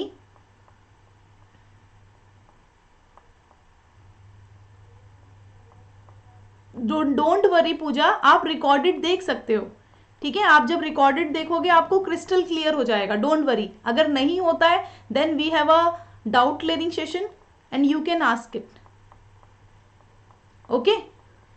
रागिनी, अगर आपको नहीं समझ में आया हो तो बता देना, ठीक है, और कोई बच्चा जिसको नहीं समझ में आया वो बता देना। तो लीगल वाले में हम क्या करते हैं, लीगल वाले में जो स्टडी करते हैं पॉलिटिक्स की वो लीगल प्रोसेस से, इंस्टीट्यूशन से, उसमें मिक्स होता है वो। लीगल अप्रोच स्टेट को सेंट्रल बॉडी मानती है, ये अप्रोच एसोसिएटेड है लीगल प्रोसेसेस से, इंस्टीट्यूशन से, जुडिशरी से। हम स्टडी जब करते हैं पॉलिटिक्स को जो जनरली मिक्स होती है लीगल प्रोसेसेस से, हम अप्लाई करते हैं इसको नेशनल और इंटरनेशनल पॉलिटिक्स में। अब आपको पता है जो लीगल अप्रोच है इसके जो प्रोपोनेंट होंगे वो कौन कौन होंगे, तो वो बेसिकली आपके Cicero, Bodin, Hobbes, Austin, Dicey, Henry Maine, तो ये सारे कौन हो जाते हैं, इसके प्रोपोनेंट हो जाते हैं, ठीक है। अब आते हैं हम लोग इंस्टीट्यूशनल अप्रोच पर। यहां तक बता दो, अगर किसी बच्चे को किसी भी अप्रोच में डाउट है देन बताइए। यस, बताया था ना मैंने, वो चार्ट बनवाया था ऊपर। अभी आपका ये सारा जो चल रहा है वो किस में चल रहा है, अभी सारा ट्रेडिशनल अप्रोचेस में चल रहा है। ये सारा का सारा देखो हमने क्या क्या पढ़ा, फिलोसफिकल पढ़ा, हिस्टोरिकल पढ़ा, है ना। यस आशीष, लीगल का अगेन, लीगल को अगेन बता दूं, एक बार हिंदी पढ़ो इसकी, तेजी से पढ़ो ताकि इनको भी सुनाई दे, तेजी से पढ़ो, मन में नहीं पढ़ना है। ओके, यहाँ राजनीति का अध्ययन कानूनी प्रक्रियाओं और संस्थाओं के साथ मिला हुआ है। कानूनी दृष्टिकोण राज्य को कानूनों के परिवर्तन के लिए केंद्रीय निकाय मानता है। यह दृष्टिकोण कानूनी प्रक्रिया, संस्थानों, न्यायपालिका आदि से जुड़ा के राजनीति का अध्ययन आमतौर पर कानूनी प्रक्रियाओं के साथ मिश्रित होता है। ओके, और इसे राष्ट्रीय और अंतर्राष्ट्रीय राजनीति में लागू किया जाता है। ओके, इस दृष्टिकोण के समर्थक Cicero, Bodin, Hobbes, John Austin, Dicey और हेनरी। मैम क्लियर है मैम, जैसे अंतर्राष्ट्रीय कानून भी है ना, वो सबसे भी जुड़ा हुआ ना, उस सबसे जुड़ा हुआ है, यस। क्योंकि इसमें हम स्टेट को क्या मानते हैं, सेंट्रल बॉडी मानते हैं। और वो क्यों मानते हैं, बिकॉज वही एक ऐसी सेंट्रल बॉडी है जो क्या करेगा, चीजों को इन्फोर्स करेगा, लाइक लॉज को। तो लॉज को हम लोग थोड़ी इन्फोर्स करते हैं, इन्फोर्समेंट ऑफ लॉज किस पर डिपेंड होता है, स्टेट पर, है ना। एक बार मैं कंप्लीट करा दूं, उसके बाद मैं आपको जब गो थ्रू करवाऊंगी ना लास्ट में, मैं तब आपको पूरा कंबाइन करके करा दूंगी, ठीक है ओके। पूजा? हाँ, तब ठीक रहेगा। अभी देखो, अभी तो आपको और पढ़ने हैं, फिर अभी आप और कंफ्यूज होगे, है ना। पहले एक एक करके पढ़ लो कि लीगल अप्रोच क्या बोलती है, हिस्टोरिकल क्या कहती है, फिलोसफिकल क्या बोलती है। अब आ जाओ इंस्टीट्यूशनल अप्रोच पे। ये इंस्टीट्यूशनल अप्रोच जो है वो आपके सिलेबस में बिल्कुल साफ साफ बड़ी बड़ी लिखी हुई है, ठीक है। अब ध्यान से समझना इस वाली इंस्टीट्यूशनल अप्रोच को, क्योंकि ये वेरी वेरी इंपॉर्टेंट, ठीक है। और अभी देखो पूरे 12 बज चुके हैं, हमारे पास टाइम्स जो रह गया है वो सिर्फ रह गया है 45 मिनट्स का। तो अभी आपको क्या करना है, हमारे पास टोटल 36 पेजेस हैं और पेज हुए हैं 13 अभी तक, ठीक है। ऐसा नहीं है मैं ट्रेन बनूंगी और फिर आपको जल्दी से करा दूंगी, नहीं, मैं खुद ट्रेन नहीं बनना चाहती। ध्यान से चीजों को समझो और करना, ठीक है। इंस्टीट्यूशनल अप्रोच की जब हम बात करते हैं तो इसको बोला जाता है क्या, हिंदी में हम इंस्टीट्यूशनल को क्या बोलते हैं, संस्थागत दृष्टिकोण, संस्थागत। अब हेयर स्टूडेंट ऑफ पॉलिटिक्स जो हैं, जैसे अगर हम मान लो जैसे आप भी हो, आप भी स्टूडेंट हो पॉलिटिक्स के, तो हम स्ट्रेस किस पर करते हैं, स्टडी पर, किसकी, formal structure of political organisation. अब जब मैं बात कर रही हूं कि फॉर्मल स्ट्रक्चर में मैं क्या दूसरी चीजें ला सकती हूँ, लाइक जो पॉलिटिकल नहीं है, नहीं ला सकती, आप मना कर दोगे, यस मैम नहीं ला सकते आप, क्योंकि तो इसमें तो सिर्फ पॉलिटिकल ऑर्गेनाइजेशन आएंगे। अब पॉलिटिकल ऑर्गेनाइजेशन कौन कौन से, जैसे विधायिका है ना, कार्यपालिका है, न्यायपालिका है, यानी लेजिस्लेचर, एग्जीक्यूटिव, जुडिशरी, है ना। तो हम क्या करते हैं, हम बेसिकली इनको स्टडी करते हैं। इंस्टीट्यूशनल अप्रोच में हम मेनली जो फॉर्मल स्ट्रक्चर होते हैं पॉलिटिकल ऑर्गेनाइजेशन के, लाइक लेजिस्लेचर, एग्जीक्यूटिव, जुडिशरी, हम इनको क्या करते हैं, स्टडी करते हैं। और दिस ट्रेंड में be discovered in the writing of very large number of political scientist. तो इस तरीके का जो ट्रेंड आया था ना, जिन्होंने पर्टिकुलर फॉर्मल स्ट्रक्चर को ही स्टडी किया, तो वो आप बहुत सारे नंबर ऑफ पॉलिटिकल साइंटिस्ट के राइटिंग्स में आप देख सकते हैं। चाहे आप एरिस्टोटल से ले लो, पॉलीबियस तक चले जाओ, ब्राइस तक चले जाओ, फाइनर तक चले जाओ, ठीक है, वो लोग यही करते हैं, उन्होंने यही किया। उन्होंने क्या किया, उन्होंने फॉर्मल स्ट्रक्चर को स्टडी करने के लिए बेसिकली जो गवर्नमेंट इंस्टीट्यूशंस थे, जो गवर्नमेंट ऑर्गेनाइजेशंस थे, उन्हीं तक वो सीमित रहे। अब ऐसे थिंकर में कौन कौन आते हैं, वॉल्टर बेगोट आते हैं, एफ ए ऑग आते हैं, मुनरो आते हैं, हरमन फाइनर आते हैं, लास्की आते हैं, न्यूजीलैंड आते हैं, स्ट्रॉन्ग आते हैं, बर्नार्ड क्रिक हो गए, ब्राइस हो गए, जिंक हो गए, ड्वेगर हो गए, सारतोरी हो गए। तो ये सारे के सारे जो थिंकर हैं, ये बेसिकली आपके इंस्टीट्यूशनल अप्रोच में आते हैं। अभी इंस्टीट्यूशनल अप्रोच खत्म नहीं हुई है, बहुत बड़ी है, ध्यान से समझना। तो जो संस्थागत दृष्टिकोण है, इसमें जब हम राजनीति के जो छात्र हैं, छात्राएं हैं, है ना, तो जब हम आप विधायिका का, कार्यपालिका का, न्यायपालिका जैसे राजनीतिक संगठनों का जब आप अध्ययन करती हैं, इनकी संरचनाओं का अध्ययन करते हैं, तब हम क्या बोलते हैं, तब हम बोलते हैं कि ये इंस्टीट्यूशनल अप्रोच के माध्यम से आप कर रहे हो। इसमें कौन कौन थिंकर आते हैं, आप एरिस्टोटल ले लो, पॉलीबियस ले लो, है ना, प्राचीन काल में, और ब्रिक्स हो गए, फाइनर हो गए, ठीक है, ब्राइस हो गए, सॉरी, है ना, फाइनर हो गए, ये सब कौन हो गए, ये आधुनिक में आ गए, आधुनिक काल के। तो इन लोगों ने भी क्या किया, इन लोगों ने भी इंस्टीट्यूशनल अप्रोच को स्टडी किया। तो ये सारे थिंकर है जो मैंने अभी ऊपर पढ़ाए। अब आपको पता है इंस्टीट्यूशनल अप्रोच जो कंपैरेटिव पॉलिटिकल एनालाइज करती है, make a comparative study on institution. अब अगर कभी भी आपसे कोई भी पूछे कि भाई इंस्टीट्यूशनल अप्रोच क्या है, तो आपके दिमाग में सबसे पहले ये चीज आनी चाहिए कि इंस्टीट्यूशनल अप्रोच कंपैरेटिव स्टडी करती है इंस्टीट्यूशंस का। क्लियर? मतलब कभी भी अगर आपसे इंस्टीट्यूशनल अप्रोच को पूछेंगे कि कंपैरेटिव पॉलिटिकल एनालिसिस में इंस्टीट्यूशनल अप्रोच जो है वो पर्टिकुलर क्या है, तो आपको बताना है कि ये कंपैरेटिव स्टडी करती है इंस्टीट्यूशन की। जो भी कंपैरेटिव स्टडी होती है सच इंस्टीट्यूशन, हम क्या करते हैं, उनको उनके कंक्लूजन तक पहुंचते हैं, हम उनको जनरलाइज करके हमें कंक्लूजन तक पहुंचना होता है। जैसे मान लो मैंने आपसे बोला कि भाई बताओ, चलो थोड़ा सा आपके प्रीवियस नॉलेज पर बेस्ड होगा ये क्वेश्चन मेरा, आप मुझे बताओ कि क्या चाइना की जुडिशरी बेस्ट है या फिर अमेरिका की जुडिशरी बेस्ट है, कौन सी जुडिशरी बेस्ट है? जब आप कंपैरेटिव स्टडी करेंगे अमेरिका की जुडिशरी का और चाइना की जुडिशरी का, देन आपके पास एक कंक्लूजन होगा, सबके पास, कि मैम यूएसए की judiciary is the very powerful compare to China. बिल्कुल, you all are right, you all are absolutely right, because China की जुडिशरी के पास जो है ना वो इंडिपेंडेंट जुडिशरी नहीं है। चाइना की जुडिशरी इंडिपेंडेंट जुडिशरी नहीं है, वो स्वतंत्र न्यायपालिका नहीं है जैसे अमेरिका की है। समझ रहे हो मेरी बात? तो ये याद रखना, हाँ वहां फ्री नहीं है वो बिल्कुल भी, उस पर टोटली क्या रहता है, प्रेशर रहता है। किसका? गवर्नमेंट का प्रेशर रहता है वहां की जुडिशरी पर। बिल्कुल, चाइना के अंदर डिक्टेटरशिप, बिल्कुल वो जो कम्युनिस्ट पार्टी है, बिल्कुल, और क्या बोल सकते हैं हम, डिक्टेटरशिप ही बोलेंगे, है ना। तो ये याद रखना। तो comparative government studies are associated primarily with comparative study of institution. जब भी हम तुलनात्मक सरकारी अध्ययन जो है, जब भी हम तुलनात्मक अध्ययन करते हैं तो हम किसका अध्ययन करते हैं? संस्थाओं का नहीं करते हैं क्या? अभी भी हमने क्या किया? अभी भी तो हमने इंस्टीट्यूशन ही लिया। किसका? हमने चाइना की जुडिशरी वाला इंस्टीट्यूशन ले लिया और हमने अमेरिका की जुडिशरी का इंस्टीट्यूशन ले लिया। तो हमने इसके बीच कंपैरेटिव स्टडी की, तो हम एक कंक्लूजन पे पहुंचे, है ना। तो स्टडी ऑफ इंस्टीट्यूशन, जैसे जो स्टडी किया जाता था इंस्टीट्यूशंस को, तो वो सबसे ज्यादा ओल्डेस्ट फॉर्म है कंपैरेटिव स्टडी की। और institution mark the beginning of comparative politics. जो इंस्टीट्यूशंस की स्टडी है ना, वो क्या दिखाती है? बिगनिंग दिखाती है कंपैरेटिव पॉलिटिक्स की। और मोस्ट डोमिनेंट अप्रोच मानी जाती है इस सब्जेक्ट की। कौन? Institutional approach. समझ रहे हो? तुलनात्मक राजनीति का सबसे ज्यादा प्रभावशाली दृष्टिकोण इंस्टीट्यूशनल अप्रोच है, क्योंकि स्टार्टिंग में यही हुआ था।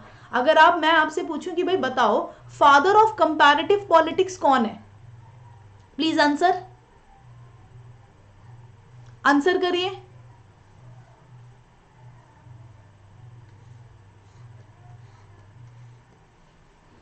क्या होगा right answer?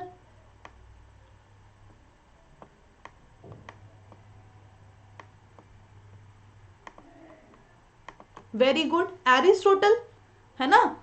Very good Pooja Shah, Pooja, Sushma, Ashish, Vishakha, बहुत बढ़िया, वेरी गुड भारती। तो Aristotle. Why? Very good Navneeta, very good Shivratan. Why? मुझे इसका आंसर करिए। वाई? क्यों बोला जाता है इनको father? Because, very good Bharati, because he studied 158 constitution in comparative manner.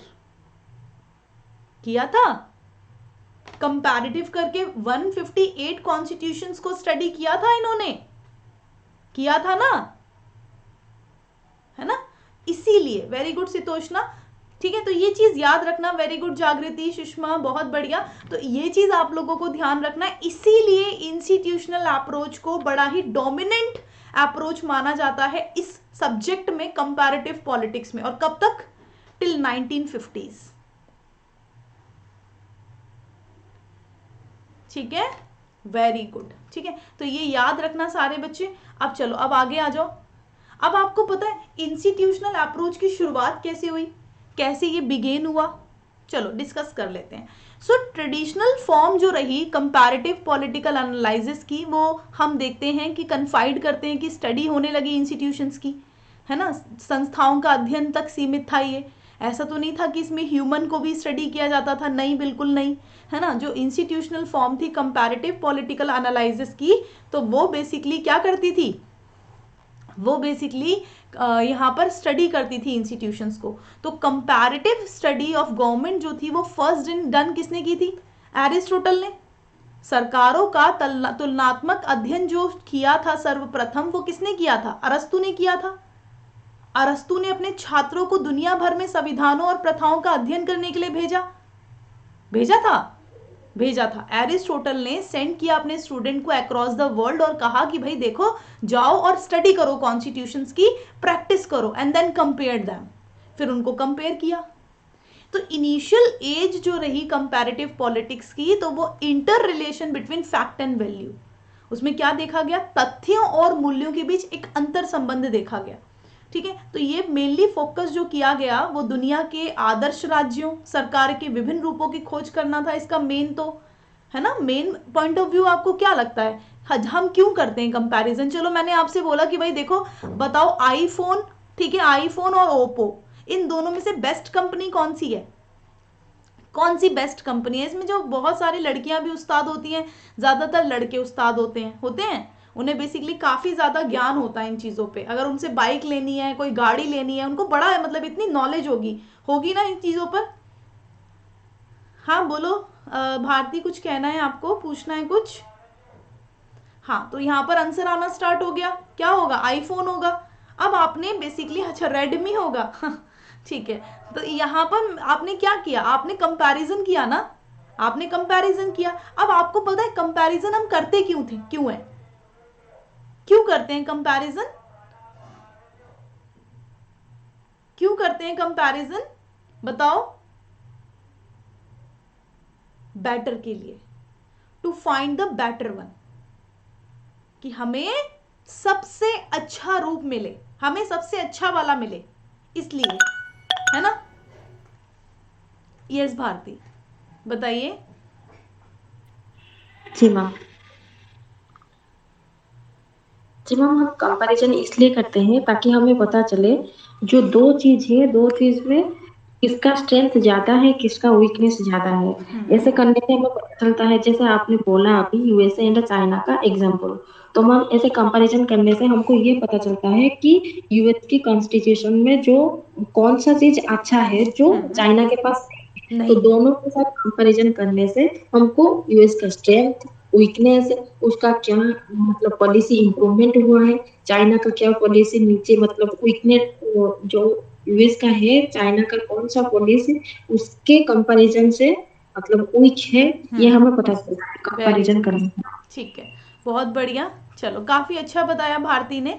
ठीक है, यानी आपको एक वीकनेस पता लगेगी, है ना, और उसके बाद क्या पता लगेगा? एक आपको वीकनेस पता लगेगी और दूसरी आपको स्ट्रेंथ पता लगेगी, है ना?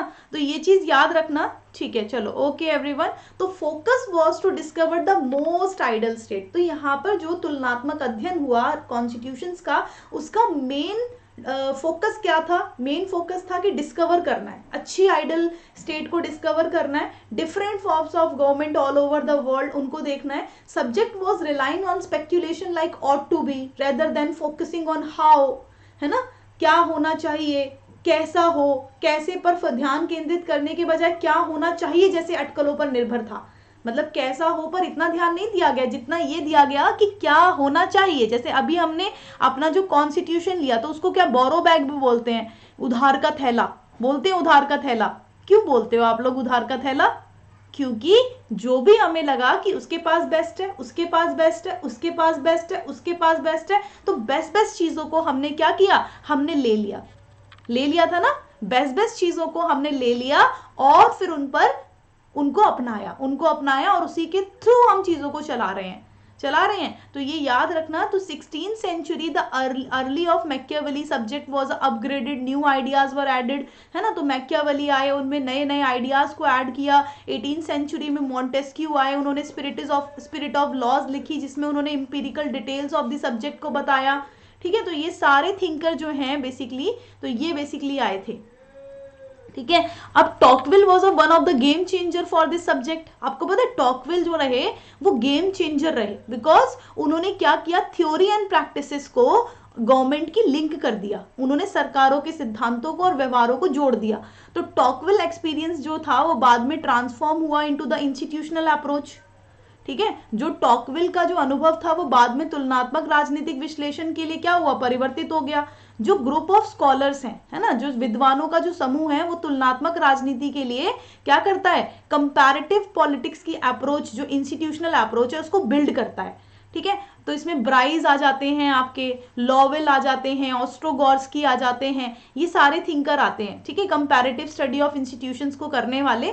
और अमेरिकन कॉमनवेल्थ जो है और मॉडर्न डेमोक्रेसीज जो है, ये दोनों वेरी वेरी इंपॉर्टेंट बुक्स बच्चों, ये काफी ज्यादा इंपॉर्टेंट बुक्स हैं, इनके ईयर भी उतने ही इंपॉर्टेंट है जितनी ये खुद दिख रही हैं।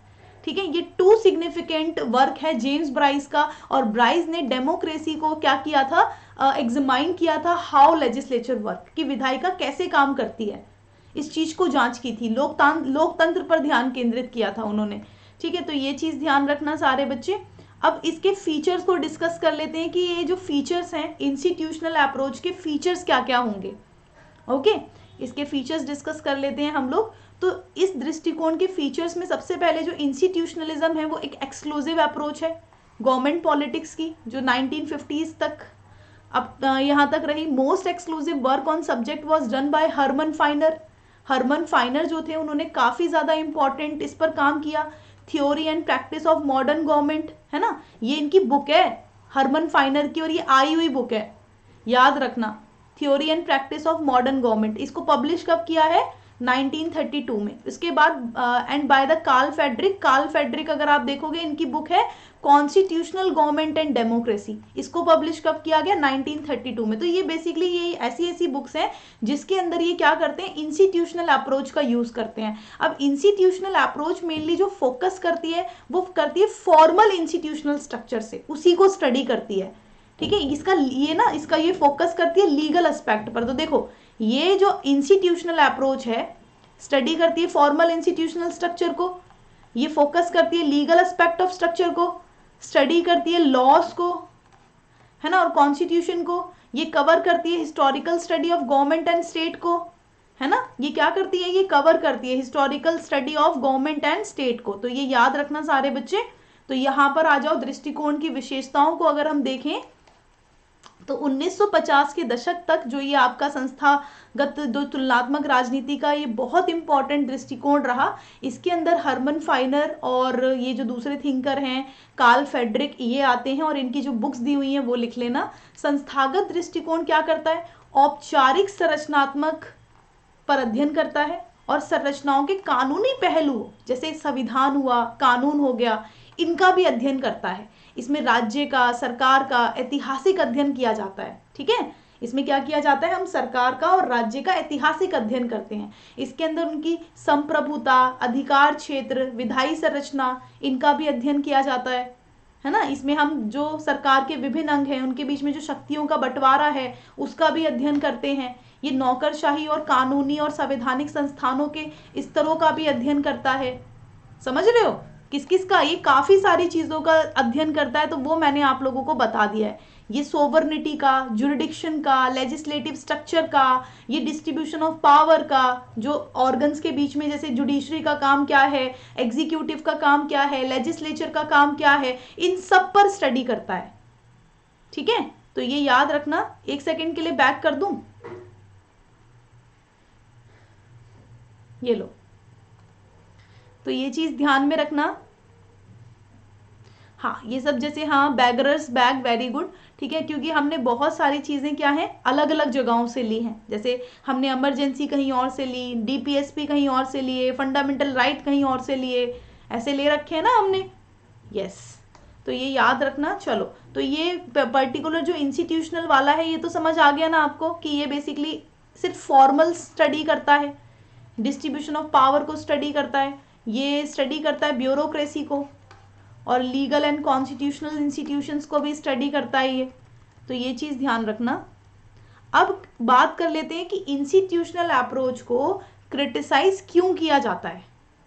ओके, इंस्टीट्यूशनल अप्रोच जो थी वो स्टार्टिंग में तो बड़ी मतलब becoming less relevant after a certain period, मतलब पहले पहले काफी सही रही, लेकिन कुछ टाइम बाद क्या हुआ बच्चों, इसकी रेलिवेंसी कम हो गई, इसकी प्रासंगिकता कम हो गई। कौन सी? इंस्टीट्यूशनल अप्रोच की। Time and again different criticism इसके आने लगे। तो क्रिटिसिज्म जो किया जाता है वो इसके स्पेक्युलेटिव नेचर के आधार पर किया जाता है। ये हाईली प्रिस्क्रिप्टिव एंड नॉर्मेटिव है, ये सिर्फ रिलेशनशिप पर कंसर्न नहीं करता। ठीक है, इसके कुछ पार्ट्स हैं जो नॉन कंपैरेटिव हैं, ये सिर्फ इंडिविजुअल कंट्रीज पर ही फोकस करता है, जैसे यूरोपियन कंट्रीज हो गई उन पे ही फोकस करता है, इसीलिए ये एथनोसेंट्रिक हो जाता है। इसकी ये बहुत ज़्यादा डिस्क्रिप्टिव है नेचर में, ये सिर्फ फॉर्मल स्ट्रक्चर को ही पढ़ता है, फोकस करता है। ये हिस्टोरिकल है अपने नेचर में, लेकिन एनालिटिकल नहीं है। तो मतलब ऐसे ऐसे बोलकर क्या किया गया, इसकी आलोचना की गई। ठीक है, तो ये याद रखना। तो निश्चित अवधि के बाद संस्थागत दृष्टिकोण क्या हो गया, कम प्रासंगिक होने लगा, मतलब उसकी कोई ज्यादा महत्व नहीं रह गया।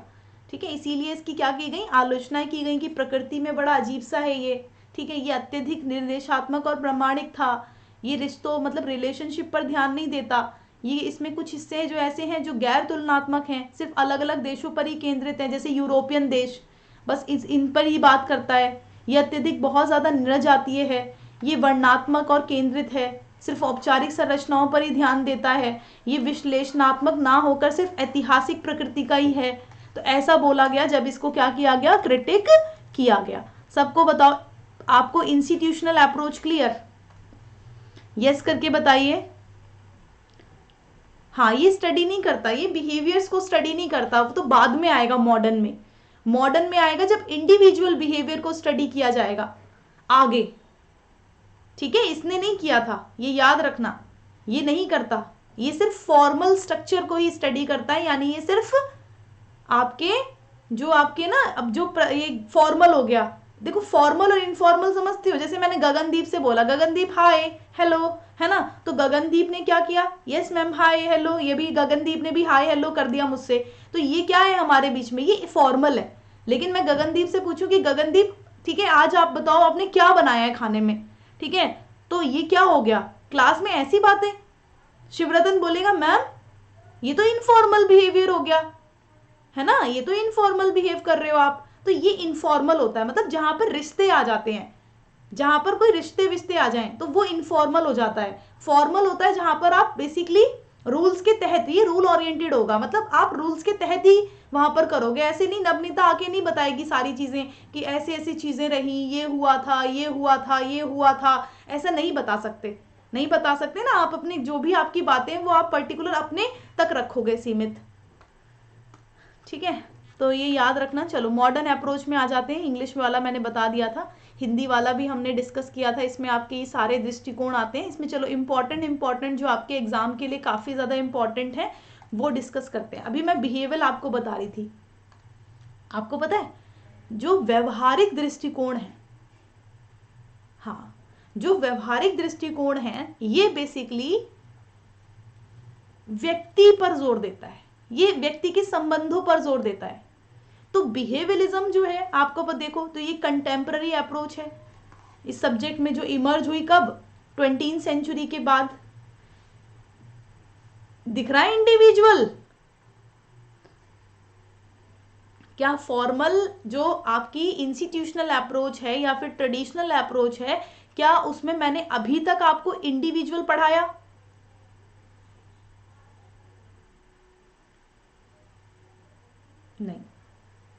नहीं कराया ना। चलो एक बार मैं आप लोगों को दोबारा से एक बार गो थ्रो करा देती हूँ, ठीक है। मॉडर्न अप्रोच को शुरू करने से पहले गो थ्रो कर लेते हैं। क्लास को शुरू करते वक्त मैंने आपको 2 अप्रोचेस बताई थी जब हम स्टडी करते हैं पॉलिटिक्स को, एक थी नॉर्मेटिव, एक थी इंपीरिकल। फिर मैंने आपको ट्रेडिशनल अप्रोच बताई और ट्रेडिशनल के 4 पार्ट बताए, एक थी फिलोसफिकल, एक थी हिस्टोरिकल, एक थी इंस्टीट्यूशनल और एक थी लीगल।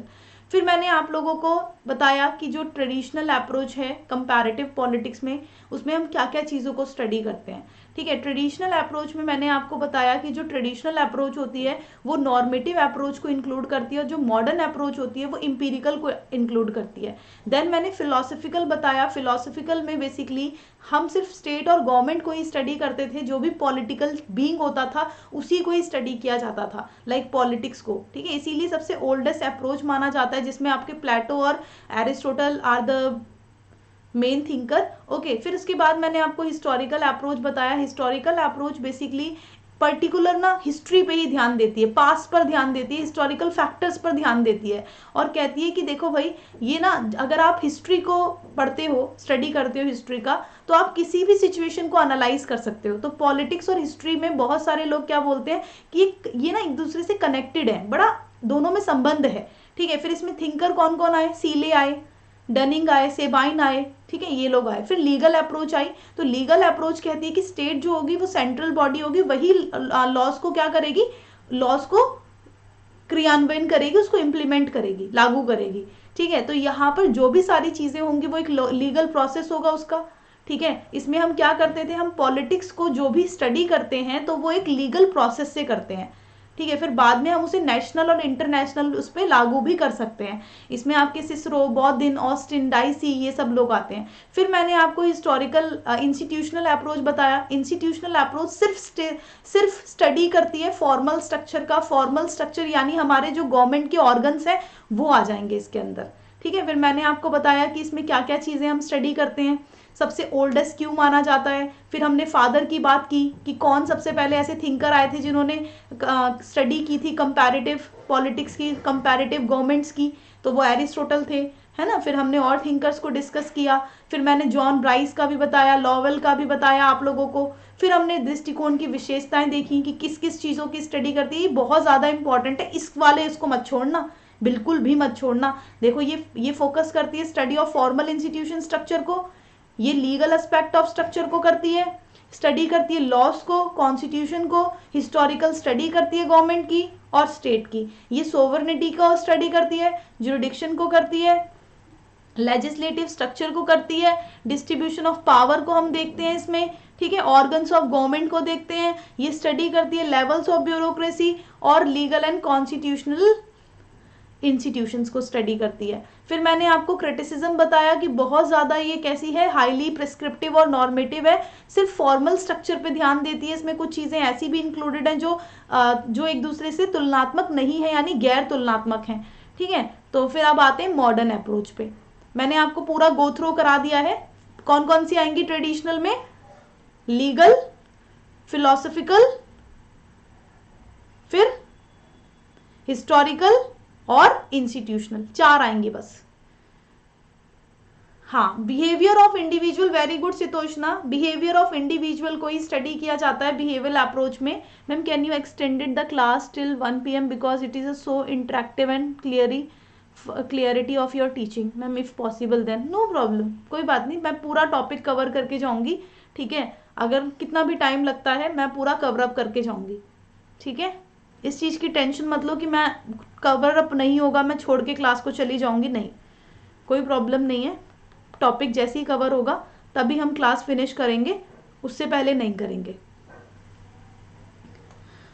ओके एवरीवन, सो ये याद रखना। तो बिहेवियरल अप्रोच जो हो जाएगी, behavioural approach basically main focus जो करती है वो पर्टिकुलर इंडिविजुअल पर फोकस करती है, ये बात याद रखना। अभी तक आपने कहीं पर भी इंडिविजुअल नाम नहीं पढ़ा, ठीक है, लेकिन जैसे ही आप बिहेवियरल अप्रोच पर आए, जैसे ही आप आए बिहेवियरल अप्रोच पे, ये मॉडर्न अप्रोच का पार्ट है, तो इसमें आपने क्या पढ़ा कि individual as a primary actor, इस दृष्टिकोण में व्यक्ति जो होता है वो प्राथमिक अभिनेता होता है, एक प्राथमिक अभिनेता के रूप में केंद्रित होता है, कौन, इंडिविजुअल।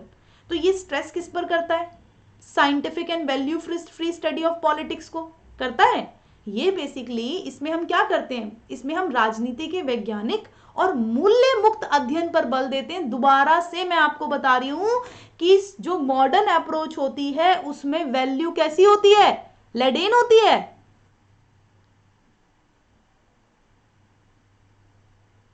फादर हैं ये बिहेवियरिज्म के, डेविड ईस्टन, सितोषना, वेरी गुड। बताओ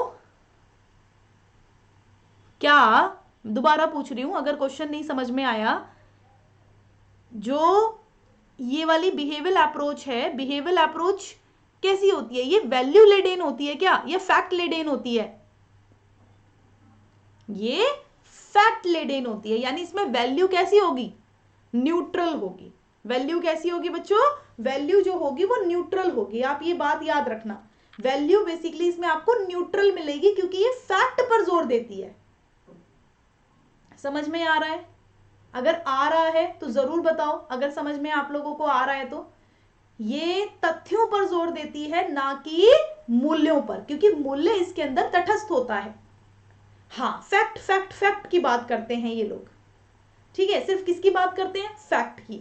इसीलिए बच्चों ये स्ट्रेस करती है साइंटिफिक और वैल्यू फ्री स्टडी करती है पॉलिटिक्स का, ठीक है। ये किस पर स्ट्रेस करती है, साइंटिफिक पर, और वैल्यू फ्री स्टडी करती है पॉलिटिक्स को। ये फोकस करती है on the role of individual behaviour at various levels, ठीक है। ये विभिन्न स्तरों पर व्यक्तिगत व्यवहार की भूमिका पर ध्यान केंद्रित करती है, ठीक है, ये याद रखना। ये फोकस किस पर करती है, on the role of individual behaviour at various levels. Okay, तो ये चीज आप लोगों को ध्यान में रखना है। ये राजनीति के वैज्ञानिक और मूल्य मुक्त अध्ययन पर बल देती है। ये विभिन्न स्तरों पर व्यक्तिगत व्यवहार की भूमिका पर भी ध्यान केंद्रित करती है। तो ये आपका बिहेवियरल अप्रोच हो जाता है। बिहेवियरल अप्रोच में ये भी याद रखना, बिहेवियरिज्म के जो फादर हैं, ठीक है, वो है David Easton, and intellectual father of behaviourism Charles Merriam. Please note down these 2 points in your notebook। आपको अबव में लिखना है। जैसे ये नोटबुक होती है ना, मैं पता है क्या करती थी, जब मैं नोट्स बनाती थी तो जो डिफरेंट पॉइंट होते थे, क्योंकि हम उन्हें नोट्स में नहीं कर सकते ऐड, ठीक है, तो हम क्या करते थे, हम यहाँ ऊपर लिख लेते थे, ठीक है, क्योंकि थोड़ा सा अलग है, क्योंकि ये बिहेवियरल अप्रोच है और वो बिहेवियरिज्म है।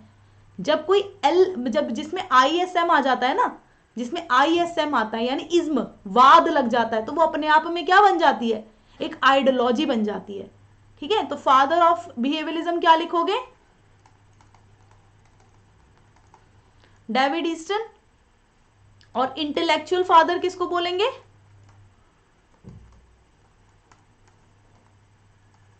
चार्ल्स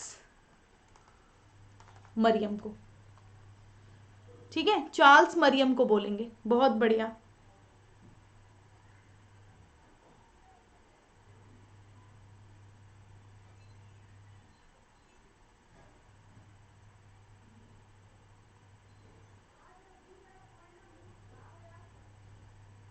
सबको क्लियर ना?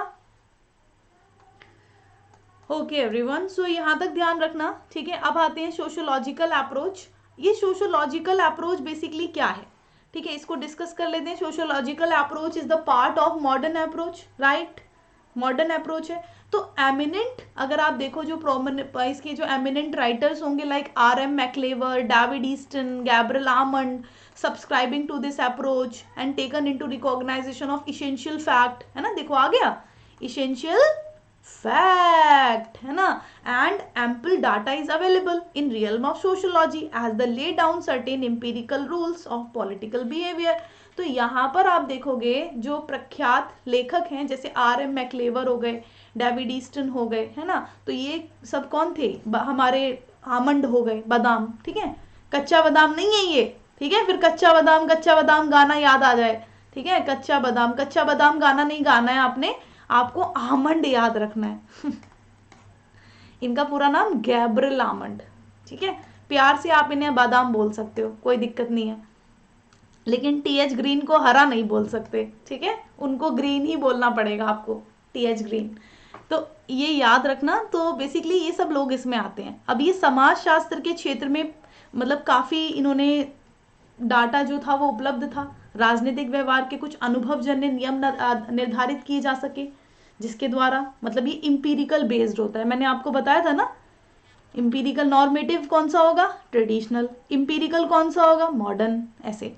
तो ये याद रखना। इसमें सारे के सारे तो थिंकर्स ही दे रखे हैं इस वाले, उसमें देखो कौन कौन से हो जाएंगे। इसमें बहुत सारे ना लीडिंग सोशियोलॉजिस्ट आते हैं like Comte, Spencer, Ratzenhofer, Weber, Parsons, Merton, ठीक है। State is a more of social than political institution, ये इनकी सबसे मेन लाइन है।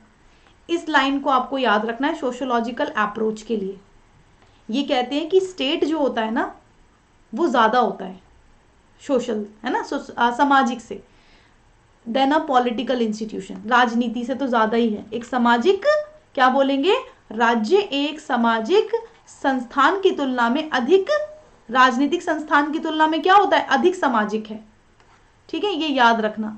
यानी राज्य जो है बेसिकली वो राजनीतिक संस्थान की तुलना में अधिक सामाजिक होता है। ये कौन मानते हैं, सोशियोलॉजिकल वाले मानते हैं, ठीक है। अच्छा बताओ, पहले ये बताओ, क्लियर हो तभी आगे चलेंगे।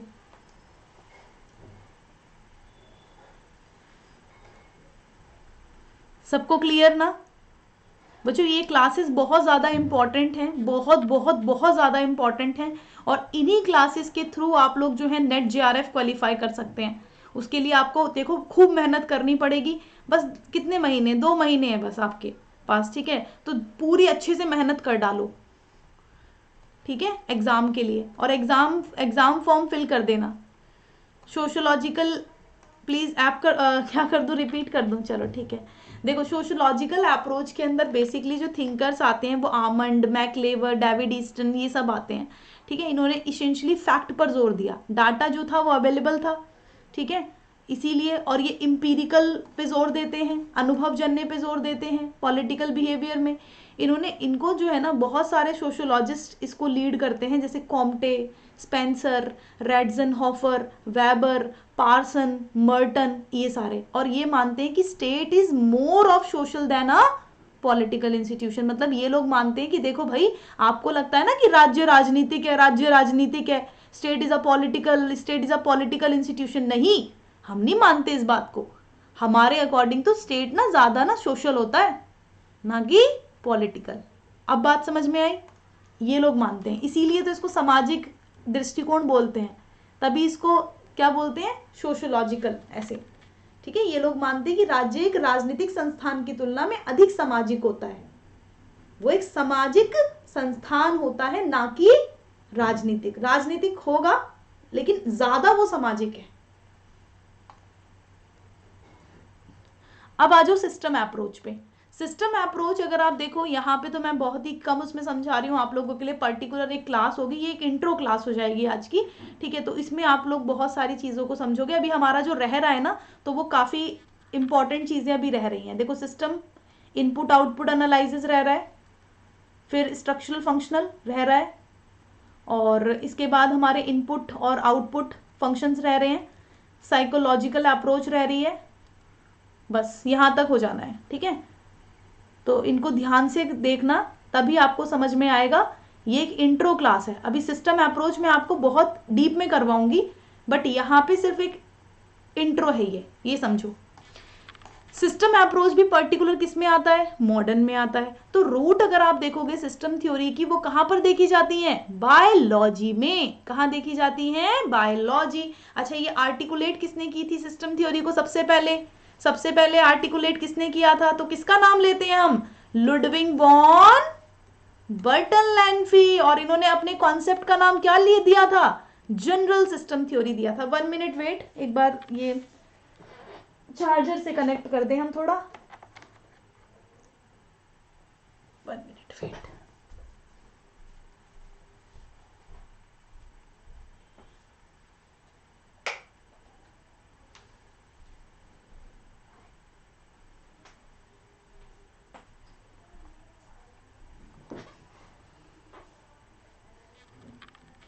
ओके एवरीवन, तो जो जनरल सिस्टम थ्योरी थी, सबसे पहले अगर आप देखो, वैसे इसमें रूट सिस्टम थ्योरी की जो रूट है वो आप लोगों को बायोलॉजी में मिल जाएंगी, ठीक है। फिर आता है क्वेश्चन कि सबसे पहले इसे आर्टिकुलेट किसने किया था? तो आर्टिकुलेट किया था लुडविग वॉन बर्टनलैंफी ने। किसने किया था? बहुत बहुत बहुत ज्यादा इंपॉर्टेंट नाम है, प्लीज याद रखना, मैं वेरी इंपॉर्टेंट लिख दे रही हूँ यहाँ पर, ये पेपर में आया हुआ है, एनटीए यूजीसी नेट के पेपर में आया हुआ है ये, ठीक है। तो वेरी इंपॉर्टेंट, लुडविग वॉन बर्टनलैंफी ने अपनी जनरल सिस्टम थ्योरी के अंदर क्या किया था, इस कॉन्सेप्ट को आर्टिकुलेट किया था। अब ये जो थ्योरी है ब्रॉड मतलब लाई गई, ठीक है, पॉलिटिकल साइंस में किसके द्वारा, डेविड ईस्टन के द्वारा, ठीक है।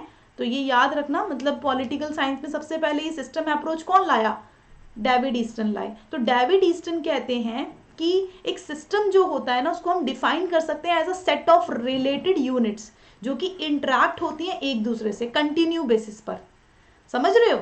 यानी बहुत सारे सेट होते हैं यूनिट्स के। जैसे अब मान लो, जैसे हमारा एक शरीर है, अब मुझे आप ये बताओ, जो हमारी बॉडी है वो पर्टिकुलर क्या एक सिस्टम है? एक सिस्टम, ठीक है, एक सिस्टम है, लेकिन पर्टिकुलर उसमें बहुत सारे यूनिट्स है ना, जैसे हाथ है, नाक है, आईज हैं, ईयर है ना, हमारा माउथ है, ठीक है। तो ये सारे पर्टिकुलर अपना अपना काम करते हैं, ये सब अपना अपना काम करते हैं। तो हम नहीं बोल सकते कि ये एक दूसरे पर आधारित हैं। Each other are the continue basis, each are interact, है ना, दो ये सब लोग इंटरैक्ट करते हैं। जैसे हमारी आंखों ने देखा कि वहां पर क्या रखा है, वहां पे एक एप्पल रखा है, ठीक है। अब क्या होगा, हमारे माइंड में आया कि चलो हम खाएंगे। अब खाएंगे तो पर्टिकुलर सबसे पहले हमें क्या करना पड़ेगा, अपने हैंड से उसे उठाना पड़ेगा। उठाया हमने, फिर हम किसकी मदद से खाएंगे, माउथ की मदद से, ठीक है। हमने अपने तीत से उसे कट किया, है ना। तो यहाँ पर क्या दिख रहा है आपको, एक सिस्टम नजर आ रहा है। जो पर्टिकुलर अपने अपने काम कर रहा है। तो system is defined as a set of related units जो एक दूसरे से क्या होती है, कनेक्टेड होती है, एक दूसरे से एंड इंटरेक्ट करती हैं। तो ये याद रखना। तो हमारे डेविड ईस्टन ने एक्सप्लेन किया था अपनी बुक में, फ्रेमवर्क ऑफ पॉलिटिकल एनालिसिस में, ईस्टन ने बोला कि पॉलिटिकल सिस्टम एक सेट ऑफ इंटरेक्शन होता है जिसमें हम टोटलिटी ऑफ सोशल बिहेवियर को, वैल्यूज को अथॉरिटेटिव एलोकेटेड फॉर सोसाइटी। अब ये जो अथॉरिटेटिव एलोकेटिव ऑफ सोसाइटी है ये बहुत बार मैचिंग में भी आया है, तो इसको थोड़ा सा हाईलाइट कर लेना। हिंदी में बता रही हूं, देख लेना। जो सिस्टम थ्योरी है बच्चों वो जीव विज्ञान में नींव थी सबसे पहले। इसे लॉर्ड लुडविग वॉन बटन लैनफी ने सामान्य सिस्टम सिद्धांत की अपनी अवधारणा में व्यक्त किया। फिर डेविड ईस्टन ने राजनीतिक विज्ञान में लाई है। डेविड ईस्टन ने बोला कि एक प्रणाली जो होती है वो संबंधित इकाइयों का समूह होता है जिसमें हम निरंतर आधार पर एक दूसरे के साथ बातचीत करते हैं। उन्होंने अपनी एक बुक थी या framework of for political analysis, इस बुक में उन्होंने क्या किया, ठीक है, उन्होंने व्याख्या की। और ईस्टन एक राजनीतिक प्रणाली को सामाजिक व्यवहार की समग्रता से अमूर्त बातचीत के सेट के रूप में परिभाषित करते हैं जिसके माध्यम से मूल्यों को अधिकारी रूप से क्या किया जाता है, आवंटित किया जाता है। अब देखो मूल्यों को, ये वाला कर लेना, मूल्यों को आधिकारिक रूप से समाज में आवंटित, ये इंपॉर्टेंट है, ये बहुत बार मैचिंग में भी आया है, ठीक है। और मूल्य समाज पर आधारित है, ये मूल्य है ना समाज पर कैसे होते हैं, बाध्यकारी होते हैं।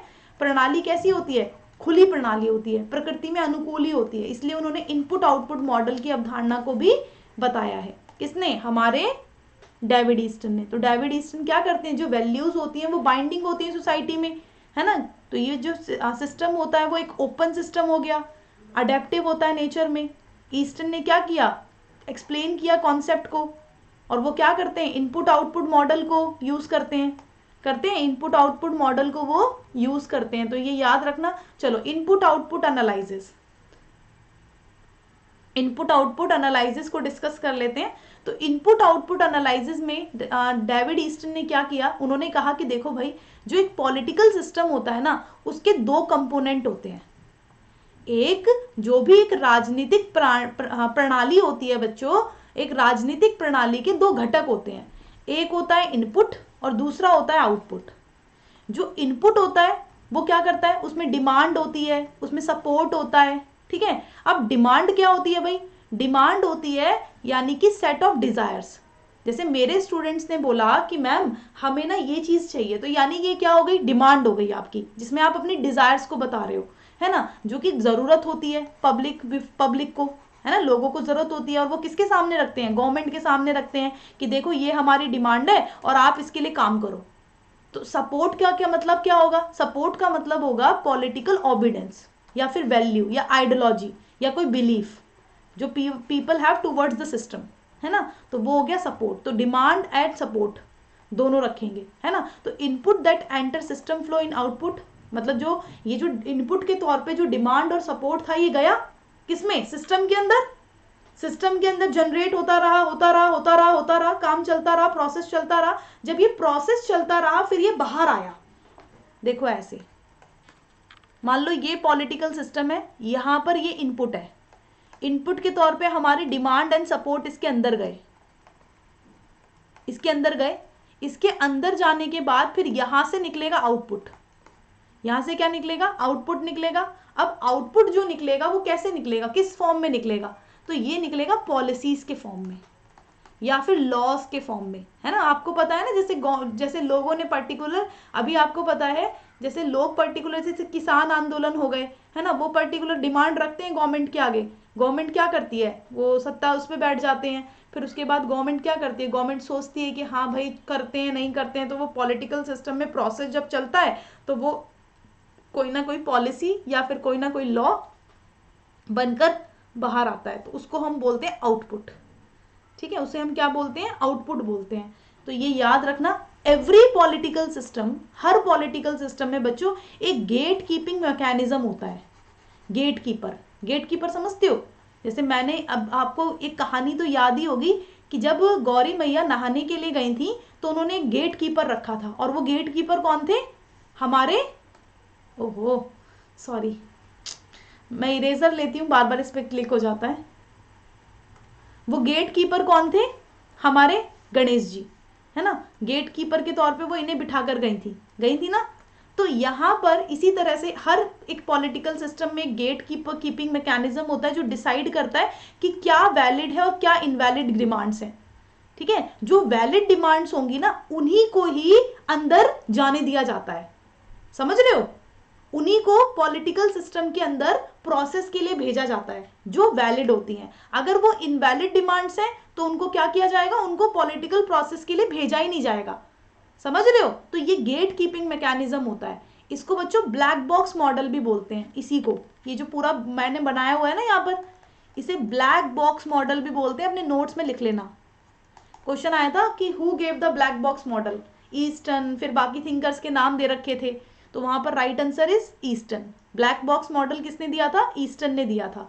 तो ये याद रखना। तो ये गेट कीपिंग मैकेनिज्म जो होगा वो बेसिकली वैलिड और इनवैलिड डिमांड्स के आधार पर ही डिसाइड करेगा, और जो प्रोसेस होगा नेगेटिव और पॉजिटिव इफेक्ट जो गवर्नमेंट पॉलिसीज का वो ऑकर होता है न्यू डिमांड्स में, जिसको बोलते हैं फीडबैक लूप, है ना। अब जो भी गवर्नमेंट ने क्या किया, कोई लॉ बना दिया, कोई पॉलिसी बना दी, अब वो पॉलिसी का क्या इफेक्ट है, क्या नेगेटिव इफेक्ट है, क्या पॉजिटिव इफेक्ट है गवर्नमेंट पॉलिसीज का, तो वो हम कैसे देखते हैं, न्यू डिमांड्स के फॉर्म में देखते हैं। जब न्यू डिमांड्स के फॉर्म में देखते हैं तो इसे फीडबैक लूप कहा जाता है। Feedback mechanism concept the output unit of input unit, ठीक है। तो फीडबैक मैकेनिज्म कनेक्ट करता है आउटपुट यूनिट को इनपुट यूनिट से। समझ आई मेरी बात? हिंदी में देख लो एक बार। ईस्टर्न बोलते हैं कि राजनीतिक प्रणाली के दो घटक होते हैं भाई, एक होता है आगत, एक होता है निर्गत, एक होता है इनपुट, एक होता है आउटपुट, ठीक है। जो इनपुट होता है उसमें मांग और समर्थन होते हैं, मांग और समर्थन। तो मांग क्या होती है, सरकार के सामने जनता द्वारा की गई इच्छाएं और जरूरतों का जो समूह होगा वो मांग होती है। समर्थन का मतलब होता है राजनीतिक आज्ञाकारिता या विचारधारा या विश्वास प्रणाली को संदर्भित करता है कि क्या मतलब उसमें कौन कौन उसको सपोर्ट कर रहा है, कौन नहीं कर रहा है। तो सिस्टम का प्रवेश करने वाले इनपुट जो होता है वो नीतियों और कानूनी विनियमों के आधार पर आउटपुट में प्रभावित होते हैं, यानी जो इनपुट गया वो आउटपुट में आकर बनकर निकलेगा। यानी कि कहने का मतलब है प्रत्येक राजनीतिक प्रणाली में क्या होता है, गेट कीपिंग तंत्र होता है। गेट कीपिंग तंत्र क्या होता है, जो तय करता है कि वैध और अमान्य मांगे क्या है। मतलब अगर जो वैध मांग होगी वही गेट कीपर जाने देगा अंदर, अगर अमान्य होगी, ठीक है, तो वो नहीं जाने देगा, ठीक है। तो ये प्रक्रिया जिसके द्वारा सरकारी नीतियों के नकारात्मक और सकारात्मक प्रभाव नई मांग के सामने आते हैं, और इसे क्या बोला जाता है, जब कोई भी पॉलिसी या कोई भी लॉ बन जाता है ना, तो उसका जो प्रभाव होता है जनता पर, उसको हम फीडबैक लूप बोलते हैं, ठीक है। इसी तरह से उन्होंने इस मैकेनिज्म को इनपुट आउटपुट के तौर पे समझाया था और कहा था कि ये इस तरह से इनपुट आउटपुट को ये लिंक करता है, जोड़ता है। क्लियर? चलो अब देखो structural functional approach. Structural functional approach जो दी थी वो पर्टिकुलर हमारे ऑर्गेनेट जो हुई थी वो एंथ्रोपोलॉजी में और फिर सोशियोलॉजी में हुई, और बाद में इसे पॉपुलराइज जो किया था वो मैलिनोवस्की ने, रेडक्लिफ ब्राउन ने, टालकन पार्सन्स ने और रॉबर्ट मर्टन ने, इन लोगों ने पॉपुलर किया। लेकिन जो हमारे गैब्रियल आमंड थे उन्होंने स्ट्रक्चरल फंक्शनल मॉडल दिया था, जो कि पॉलिटिकल साइंस में पहली बार दिया गया। आमंड ने फंक्शंस को पॉलिटिकल सिस्टम के दो पार्ट्स में डिवाइड किया जो बिल्कुल सेम आपको लगेंगे ईस्टर्न की तरह। इन्होंने भी बोला कि पॉलिटिकल सिस्टम में ना, पॉलिटिकल सिस्टम ना दो प्रकार के काम करता है। कौन कौन से? एक तो इनपुट फंक्शन करता है, दूसरा आउटपुट फंक्शन करता है, ठीक है। इन्होंने भी सेम सा बताया कि ये एक इनपुट फंक्शन करता है, एक आउटपुट फंक्शन करता है, यानी राजनीतिक प्रणाली दो प्रकार के काम करती है, एक इनपुट कार्य और दूसरा आउटपुट कार्य, ठीक है। तो इनपुट काम में कौन कौन सा आएगा, पॉलिटिकल सोशलाइजेशन एंड रिक्रूटमेंट, यानी राजनीतिक समाजीकरण और भर्ती करेगा। इंटरेस्ट आर्टिकुलेशन, हित लिखना, ठीक है, हित आर्टिकुलेशन करेगा। फिर इंटरेस्ट एकत्रीकरण, यानी हित का एकत्रीकरण करेगा। फिर पॉलिटिकल कम्युनिकेशन, यानी राजनीतिक संचार, ठीक है। आउटपुट में उन्होंने कितने बताए, rule making, rule application, rule adjudication, ठीक है। नियम बनाना, नियम आवेदन करना और नियम निर्णय करना। तो ये चीजें आती हैं आपकी इसमें। यस आशीष बताइए। अच्छा मिस्टेक से हो गया, कोई बात नहीं, ठीक है। तो ये याद रखना, फिर हो रहा है मिस्टेक से ही।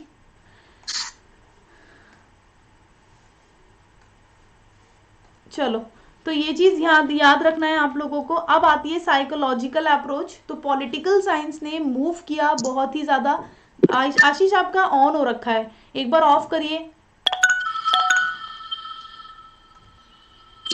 हो गया मैम बस। इसे कैंसिल कर दो आशीष।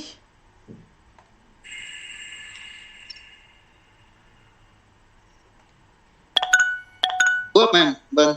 नहीं अभी नहीं हुआ, रुको अभी बंद। भारती अब आप उठा इसे करके फिर कैंसिल कर दो। जी मैम। हाँ हम इसके इनपुट है, आउटपुट आपने लिखा नहीं क्या? नहीं लिखा है, दोनों बता तो दिए साथ साथ। Okay okay ma'am, okay ma'am, ठीक है ठीक है। ठीक है, नोट्स आप लोग बना लेना, मैं अभी पीडीएफ आपको शेयर कर देती हूँ, ठीक है। नोट्स आप लोग इजीली बना लेना, कोई दिक्कत नहीं है। अब साइकोलॉजिकल अप्रोच देखो, जो आपकी साइकोलॉजिकल अप्रोच है, तो पॉलिटिकल साइंस में ये मूव हुई बहुत ज़्यादा close to discipline of psychology, ठीक है। इसमें ग्राहम वलास आते हैं, ठीक है, चार्ल्स मरियम आते हैं, लासवेल आते हैं, डहल आते हैं, एरिक फ्रॉम आते हैं, ये सब लोग आते हैं। आशीष, अभी भी मुझे लग रहा है आशीष का ही रेज हैंड हो रखा है, रुको मैं रिफ्रेश करती हूँ।